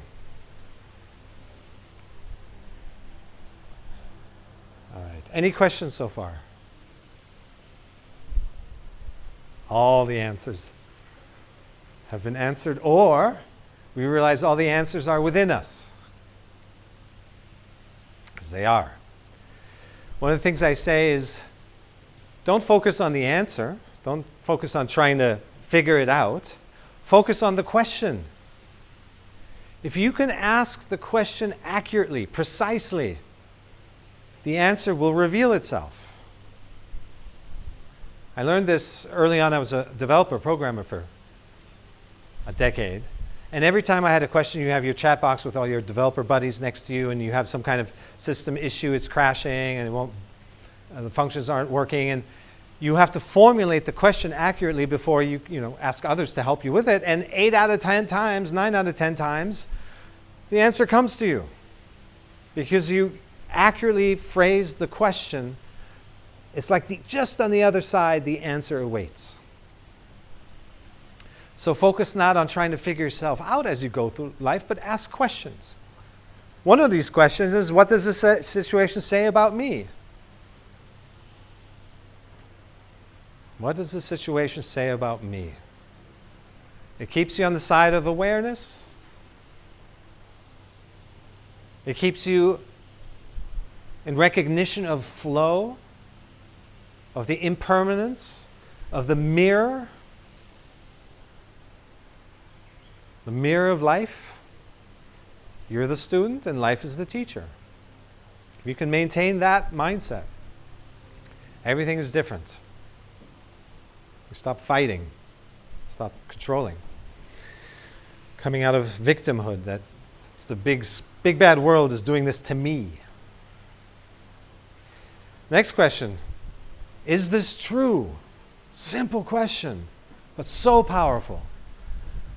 Those who are interested in delving into this some more, the work of Byron Katie, thework.com, you can look into that. There's a set of questions, 6 questions or so, worksheets. And if you keep asking yourself, is this true? Is this really true? Who would I be if this wasn't true? All of these questions. And before you know it, the belief has dissolved. You've basically outmined your mind.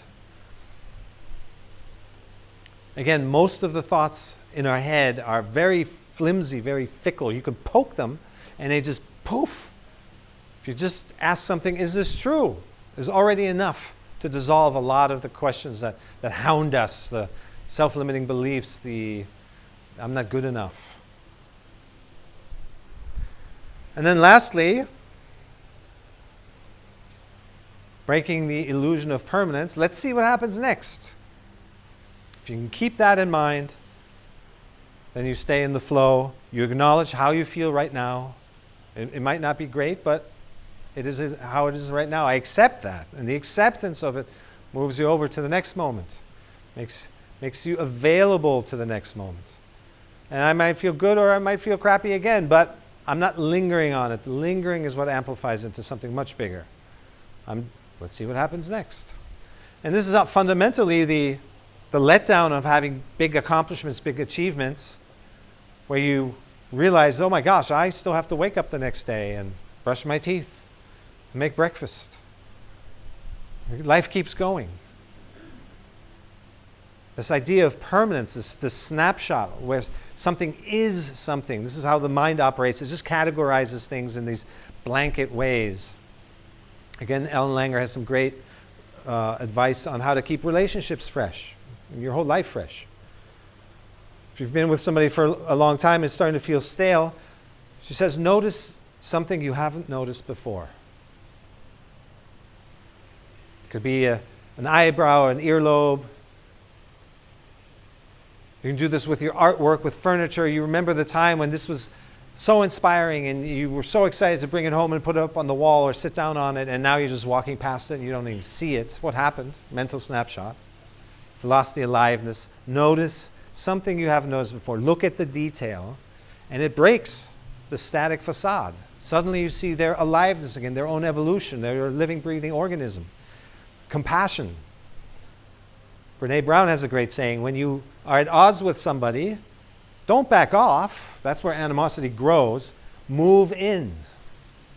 When you get closer to someone, you see their humanity, you feel their energy, their presence. You cannot hate from up close. So let's see what happens next. Life is continuous. Yes, there are milestones and they should be celebrated, but it's not the end.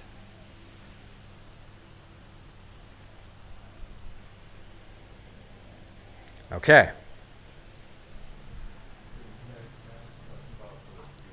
Yes. It could be very subjective, right? So if you have a conversation with somebody and they say, hey, you did this, and they have a certain reality, right, of what happened, and I have a certain reality of what happened. Sometimes when you ask yourself this question, what does the situation say about me? Or you could say, well, I'm right about the situation, right? And maybe that's just your ego thinking and saying, well, I want to be right, and not accept what the other person is saying. So it can be very subjective, right? So when it says about, is this true,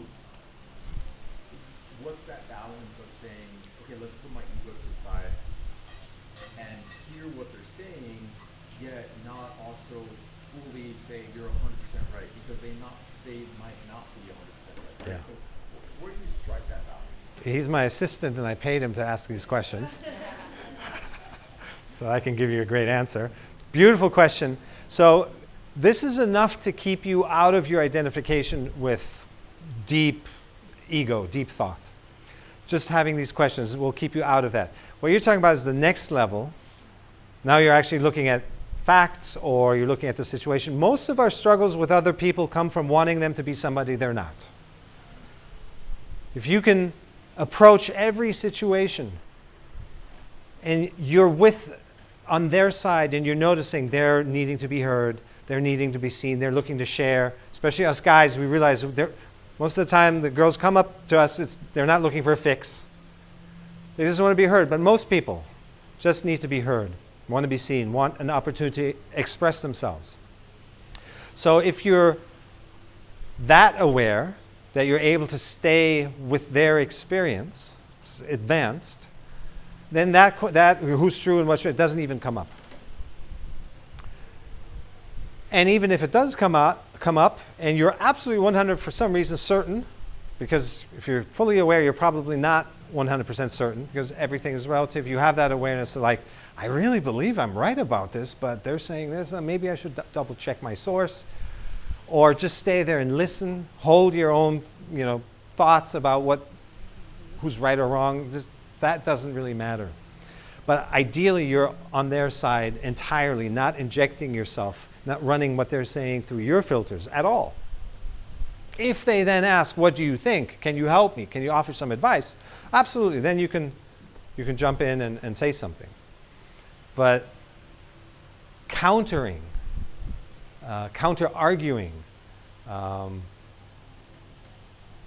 judging, it's all judgment.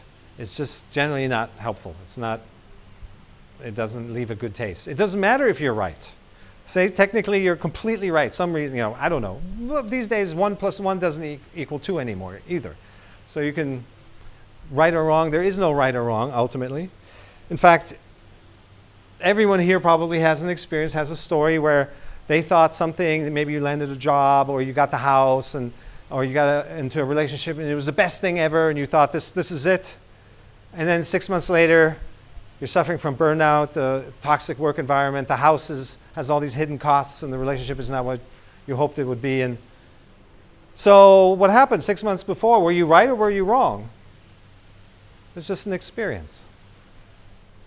And now later, you're wiser. You just have more detail. So, and conversely, I'm sure everyone has experienced things that felt like a detriment at some point. Like a loss, or you did break a leg in something and it forced you to not travel. And then you realize, oh no, that's the time I needed to write a memoir, or that led to the inspiration to do this, or just to be still and learn to be with my body and acknowledge that and honor it more, whatever came out of it. So you couldn't have known that was a bad thing either when it turned out to be blissful. We cannot know what's right or wrong. There is no such state as true or false ultimately. The mind makes these things up. And if the more you integrate the sense of continuity, the more you realize that just everything flows. Even attaching yourself to one moment and saying this is right, this is wrong, this is true, this is false, is already too much attachment. You're slowing down the flow with that. Experience it. Let it flow through you, and then feel if it resonates for you or not. But this mental kind of entanglement, it's not reliable. It's not helpful, it's not reliable, it's not healthy. Right? And it just kind of cuts you off from a bigger picture. You have this analogy in Zen about the 7 blind men who walk into a room with an elephant. And each man grabs, one grabs the tail, the other the leg, the another one the trunk and the ear. And then if you ask them what's an elephant, whoa, it's this bottle brush thing, or no, it's like this big stump. And everyone has their own version of reality. And when you judge things, you attach yourself to things, you only see that little piece. But with awareness, greater awareness that, okay, I'm thinking this is true, I'm experiencing this one way or another, but you keep a wider circle open. Oh, it might be something, there's more to this picture. And you just get used to that more and more. With greater awareness, you just realize nothing is something. Bless you. That was a great underline. You held it to the right moment. Yes. Yes. I feel like the complexity with the question that Victor asked comes when you have to make a decision with another person or a group of people, and you have like very different opinions about something. Because there is a place for neutrality and just listening to someone and let it be. So to say. Yeah. But then my question basically is like how to deal with a situation where you have to take a decision together, let's say, with someone else, and you're coming from 2 different places. Yes. There is friction. Yes. So for anyone who couldn't hear, how do you make a decision? How do you come to a compromise, essentially, when you're dealing with... Not necessarily. Not even compromise? Well, sometimes that's the best outcome. Okay. I would say if someone is obviously wrong, whatever that means, but then maybe it's not the best thing to compromise. Yeah. You know what I mean? Yes. Well, we don't know if they're obviously wrong just yet. No, but it's... Well, maintaining the sense that it's better to engage everyone. Yeah. I've led many teams, and there hasn't been a single time when a single person could come up with as good of an idea as the collective could, not even close. The collective, a group, when they're contributing all their different lenses, always comes up with a much better solution, always a much better idea. Everyone feels included, and the person who said the ridiculous thing, quote unquote, inspired somebody else to say, well, but how about this, and this, and this, and this. So even that is a contribution. And when you take that, instead of one person coming in and this is it, maybe you can execute a few projects that way, but everyone's going to be grumbling and not happy about it, and then they'll leave. And as an employer, that's the last thing you want, or a team leader. But if you can include everyone in the process, then some of the, maybe junior people who don't have as much experience, but they're able to contribute, and it gets absorbed into the creative process of the whole. That spark that starts to jump between everyone. And it fuels them, it inspires everyone. That person is going to learn so much that had the kind of the juvenile impression or contribution. And everyone learns and grows together, and everyone feels great. Not a single person feels put down and diminished and like what they said didn't have a part in it. So try to make it a group activity. And what's also helpful is to have something to huddle around. Words, again, are extremely limited. So if you have sketches, super simple, markers and tape or whiteboard, you have diagramming, different exercises to do with everybody, and that will also make it more concrete than just people voicing opinions. Yeah, good. All right, did you have a question? No, good, okay. Okay, it was just a sneeze. Yes?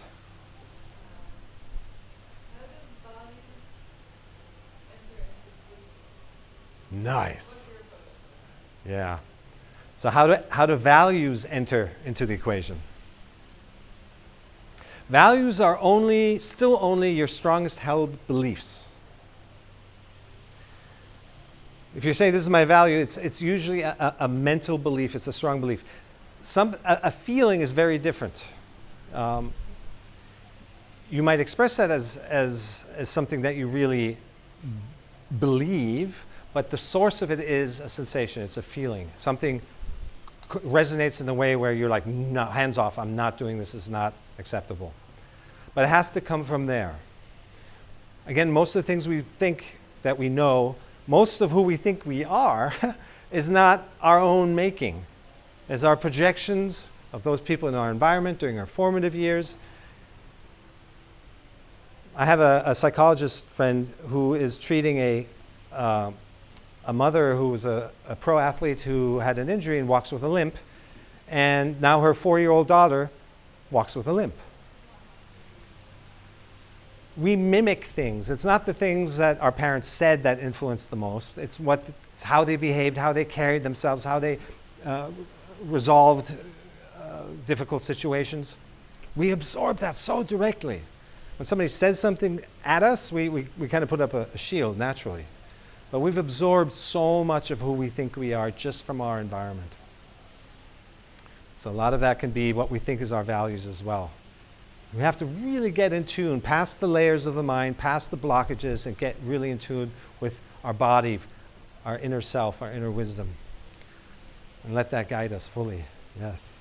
Yes. So that, I just wonder about the idea of like when should you cut something off and move away from an energy, boundaries. Like for instance, if something repeatedly doesn't suit you and you try to communicate. I love your thoughts on that. Yes. Beautiful. How do we deal with boundaries? How do we deal with a situation that truly doesn't resonate any longer? It might have at some point, but it doesn't anymore, or we've tried enough to appease or compromise and it just doesn't feel right.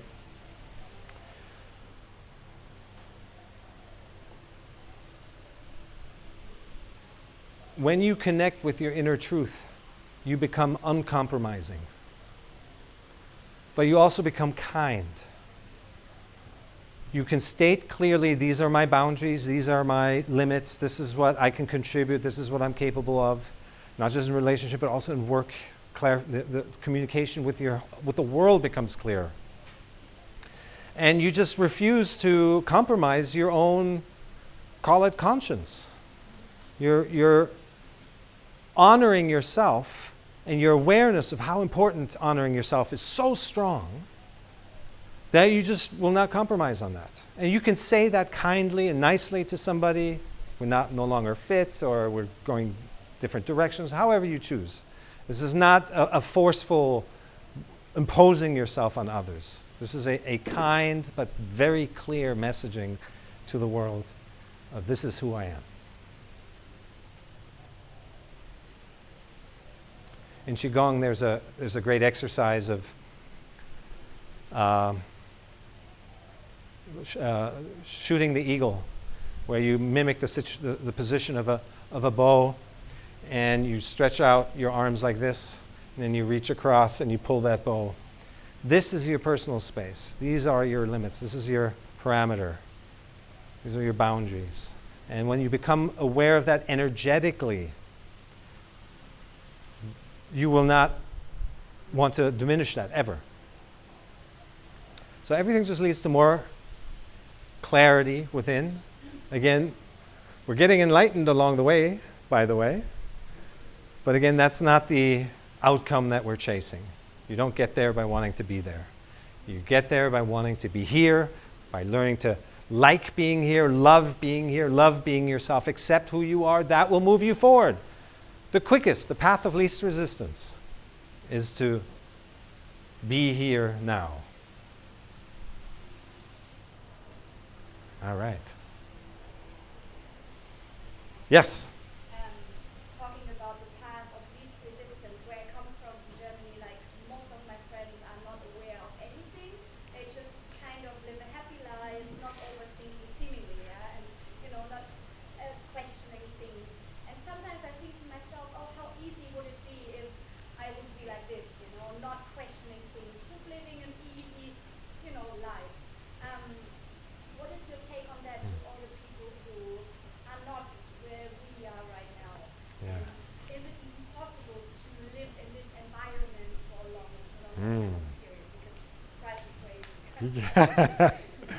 So the key word in there is seemingly. Yeah.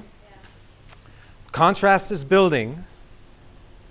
Contrast is building everywhere. Even the loneliest, lowest earthworm is learning something. Oh, if I wiggle like this, so I get more nutrition. Everything is evolving, getting more conscious, more conscious.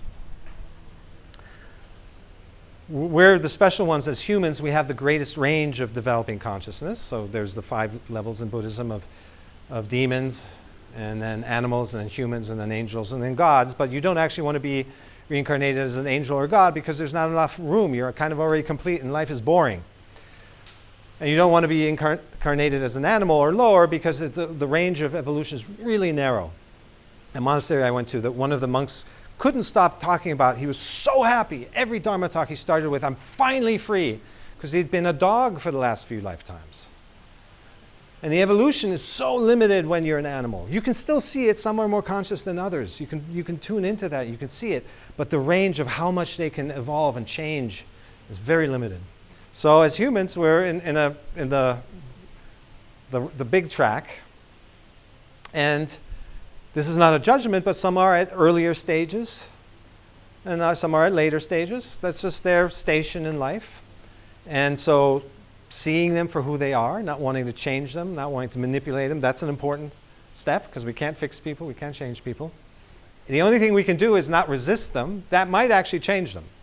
I moved away from home for many years to work on myself because I was so upset with like everyone, with our home life. And when I came back, I had like the perfect family.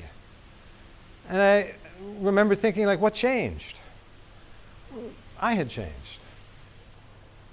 I no longer wanted them to be different. So when you remove your 50%, your half of the equation, their being, which you held in place with your resistance to them, with your judging of them, with you manipulating them, you take that part out. Suddenly, the dynamic changes. It has to change. And it has to change for the better. Now they're like, they might even say, why don't you react to me anymore? What's happening here? They have space now to hear themselves think and talk and reflect on their own behavior. And you can't expect it, but most of the time it's going to be some positive change. But if we keep resisting, we keep judging, we're going to stay stuck in that dynamic and just butt heads. And the second part, in terms of can you continue to exist in that environment, the first part would be to recognize how much of your suffering is this part, your resistance to being there. You might find that through acceptance, you actually drop a good amount and like, okay, it's not so hard. The best change we can bring to family systems and organizations is actually from within. Not from without, not from activism. I have a friend of a friend who was an activist attorney suing the oil industries for environmental issues and all that. And lost track for a year or two and then met up again, and she now works for an oil company. And we said, like, what happened? I thought you were, fighting them. And she said, I can create so much more impact, positive impact and change from within. When I was on the outside, they were sending an army of lawyers and getting caught up in the court system and all that, nothing happened. So true change, if you can find a way to be content and acceptance in that state, but you have to evolve yourself to the point where you can do that, can be the greatest place of bringing your light, the light of your awareness, into the world. And if it's too much, you can try that for a while, work with it, see it as your teacher. I have this, one of my favorite stories is I had worked on myself for a lot already, and yet there was this one person in my apartment building, I thought of him as the devil. He triggered me like you wouldn't believe it. I thought I had solved everything else, but this guy, man, he brought it out of me. And it was part of the HOA. I was required, the home association, I needed homeowners association. I needed to meet with him every week. And at some point, I set aside an hour or two block after every meeting so I could do that exercise and just release the trigger, release the trigger, release the trigger. But over time, that trigger got less, and I finally got to the point to recognize he wasn't the devil. He was my greatest teacher. And so when we see that we're the student and life is the teacher, we start to see that in everything. And everything that we don't want is actually our teacher. The clients that come in every week that bore you to hell and that you have to meet with anyways because they're paying the bills, they're teaching you. The children that don't want to listen to your guidance, that you're playing with them one moment and then their attention just fades. You thought you were instilling wisdom and now they're just looking at something and chasing the balloon. They're your teacher. So all these situations that annoy us are teaching us something. And just see if you've built up the capacity to deal with it, to actually see it that way and start to recognize the lesson. There's a lesson there. Recognize the lesson. What is it saying about me? Then you're on the fast track. You get to the point where you can move through life and no longer feel triggered by anything. Just imagine. No friction. People, places, things, no matter what happens, you can move through it. You recognize it, you feel it. Some are not so great, some are great, but you're moving, you're in the flow. You're experiencing so much more of life than you ever would if you were just reacting, stuck. You're letting go of yourself. You recognize who you truly are, which is your awareness, which is a container through which life is happening. And eventually, life happens as you. You let go of even identification with your body and with yourself. That is the highest enlightened state. Great questions. Yeah. Yes, please.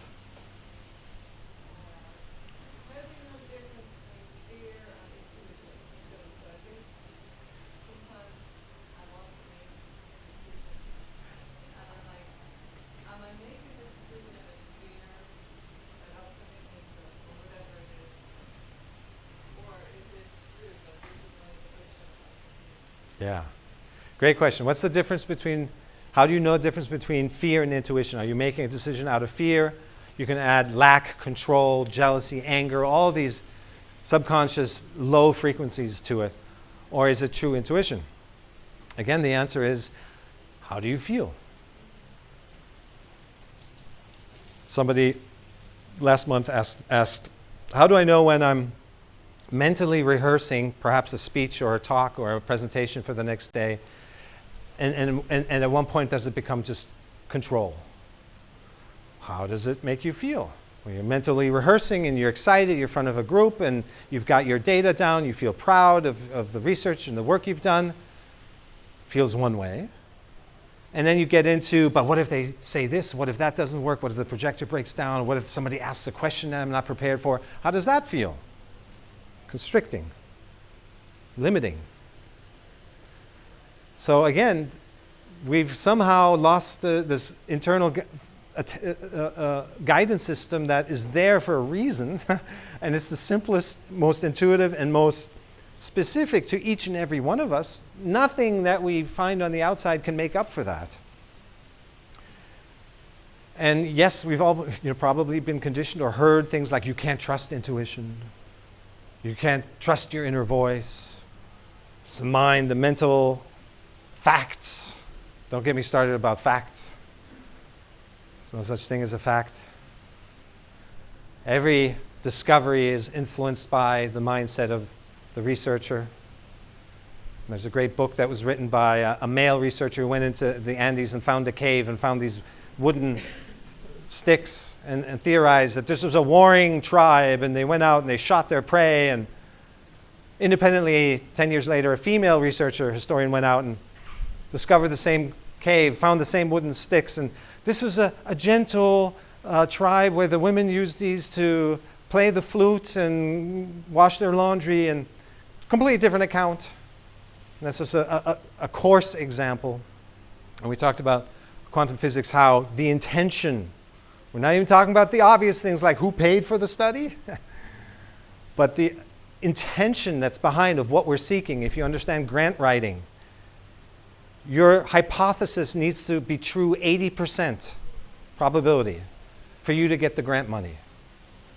So how incentivized are you to find that result? Because otherwise you don't get your money.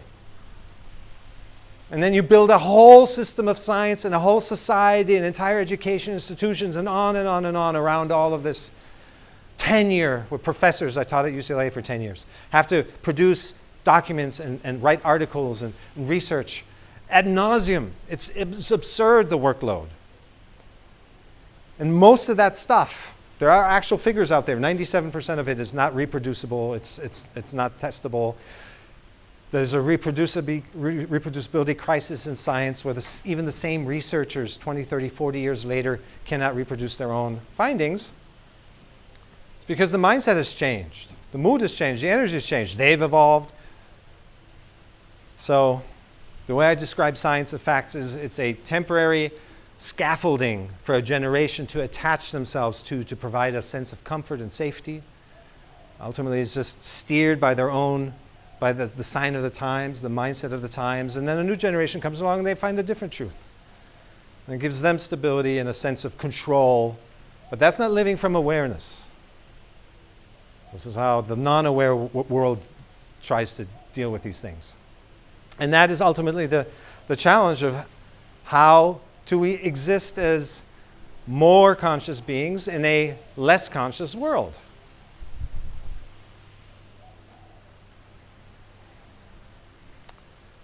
Yes? There are sensations that are created due to our condition. Would you say that is correct? I would always say our sensations created by conditions or illness or body needs and all that. My approach to that would be, listen to that doctor, but get a second opinion and a third opinion and the homeopathy approach. And No, I'm saying that, for example, take a conversation that you're having with somebody and it's triggering, but it'd be based on the conditioning that you have behind whatever this person is saying or is yes. conveying, Yeah. their presence or whatever. So that's, where Yeah. So at that or sometimes I question, is it my conditioning or is it this person's energy or what they're doing? That's a good one. Are you experiencing your conditioning or are you experiencing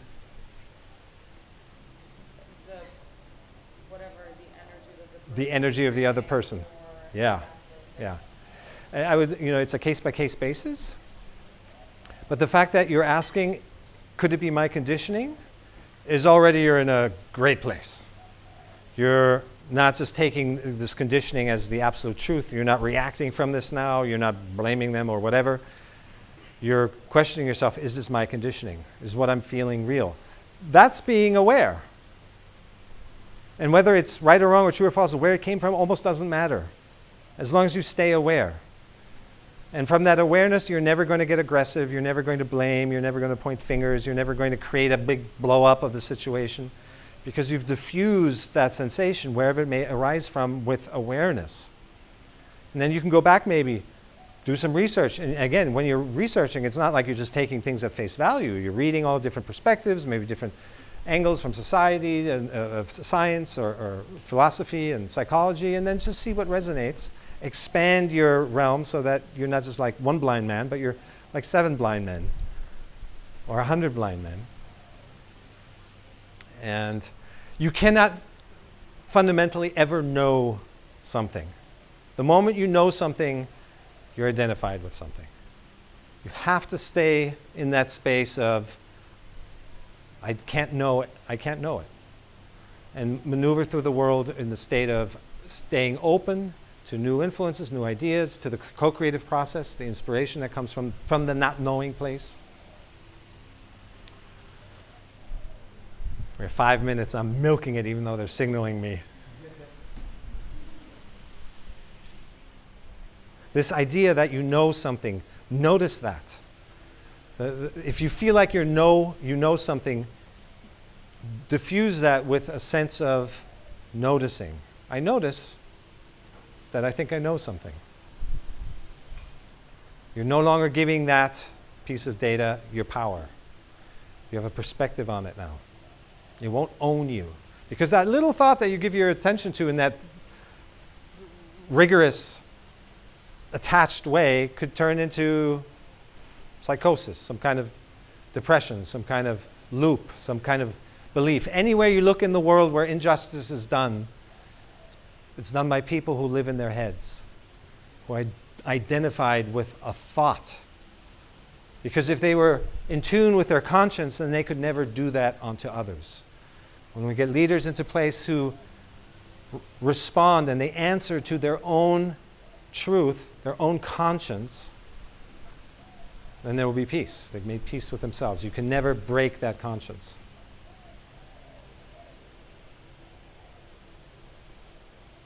Yes? I just have a question about, I can't, I mean, if you can't stop taking care of people, the moment I meet someone, I start taking care of them and forget about myself. So, we can't help others until we help ourselves first. We can't heal others unless we've healed ourselves first. We can't free others until we've freed ourselves first. It's about you. Doesn't matter what the family says. You're so selfish over there, and Molly, what are you doing? Just living the life? No, I'm working on myself. You wouldn't believe it. And you can't explain it because they don't get it. It's okay. But it's not selfish. We have to work on ourselves first. Like they say in the airplane, put the oxygen mask on yourself first. Otherwise, everyone suffers. Everyone goes down, and nobody gains. So it's not a selfish thing. It's the best thing you can do. This is your life. And you're here to design it in the way that is already there. You don't have to make anything up. You don't have to go make it happen. You don't have to figure it out, especially ahead of living it. It's to live it. Live life. Flow. Allow each situation to arise, to present itself, and then respond to what's there. That is your playground. The toys are there. You don't have to make them up. You don't have to bring in stuff from the past or projections from the future. You've got what you're dealing with, and this is always simple. It's always so simple. A lot more simple than all this other stuff. And with that, a quick slide. Overthinking takes you out of the flow. How to stay in the flow. These are the principles. What do I feel called to do? What have I overcome? What makes me unique? What brings me joy? How can I be of service? These are the leading questions that take you forward, that take you on a path of expansion and self-discovery, having an impact on life, on yourself and others. This is the seed that has the intelligence. This is the water, this is the mindset, this is the environment, the frequencies that you surround yourself with to let that intelligence blossom into the flower that you are. Thinking, what's realistic? What are others doing? Comparing yourself. The safe, the easy, the beaten path. How do I get back to where I was? How and when will it happen? All these things make you shrink. They bring you down. They make you feel narrow and small. It's really that simple. What are you giving your attention to? What are the questions you're asking? What thoughts are you consuming? What information, what data, what headlines? Everything we give our attention to, we become. So awareness is the tool from which you can choose what to become.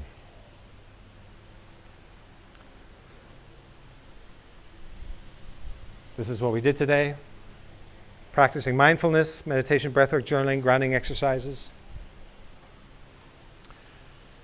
Cognitive techniques is challenging negative beliefs. Is this true?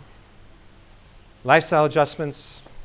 This is obvious, but it's so fundamental. Quality of sleep, diet, exercising, limiting the screen time. And then practical actions. Time management, productive rest. We didn't get the chance. I do a whole workshop on productive rest and how to schedule your day with flow, with transitions, with joy, staying connected, not doing a bunch of left brain stuff and exhausting yourself, but doing some left, some right, cooking, some creative. And you can create a day where everything nurtures you, everything nurtures the flow, and everything nurtures the creativity that you then apply to the primary activity, maybe a job or at home, dealing with a family. But you're not crashing at the end of the day only to have to lift yourself up. You're always flowing.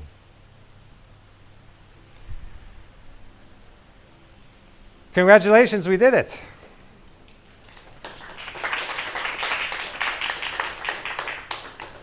Right on time. Little excellent. So anyone who wants to join, I post about upcoming retreats and events. I'm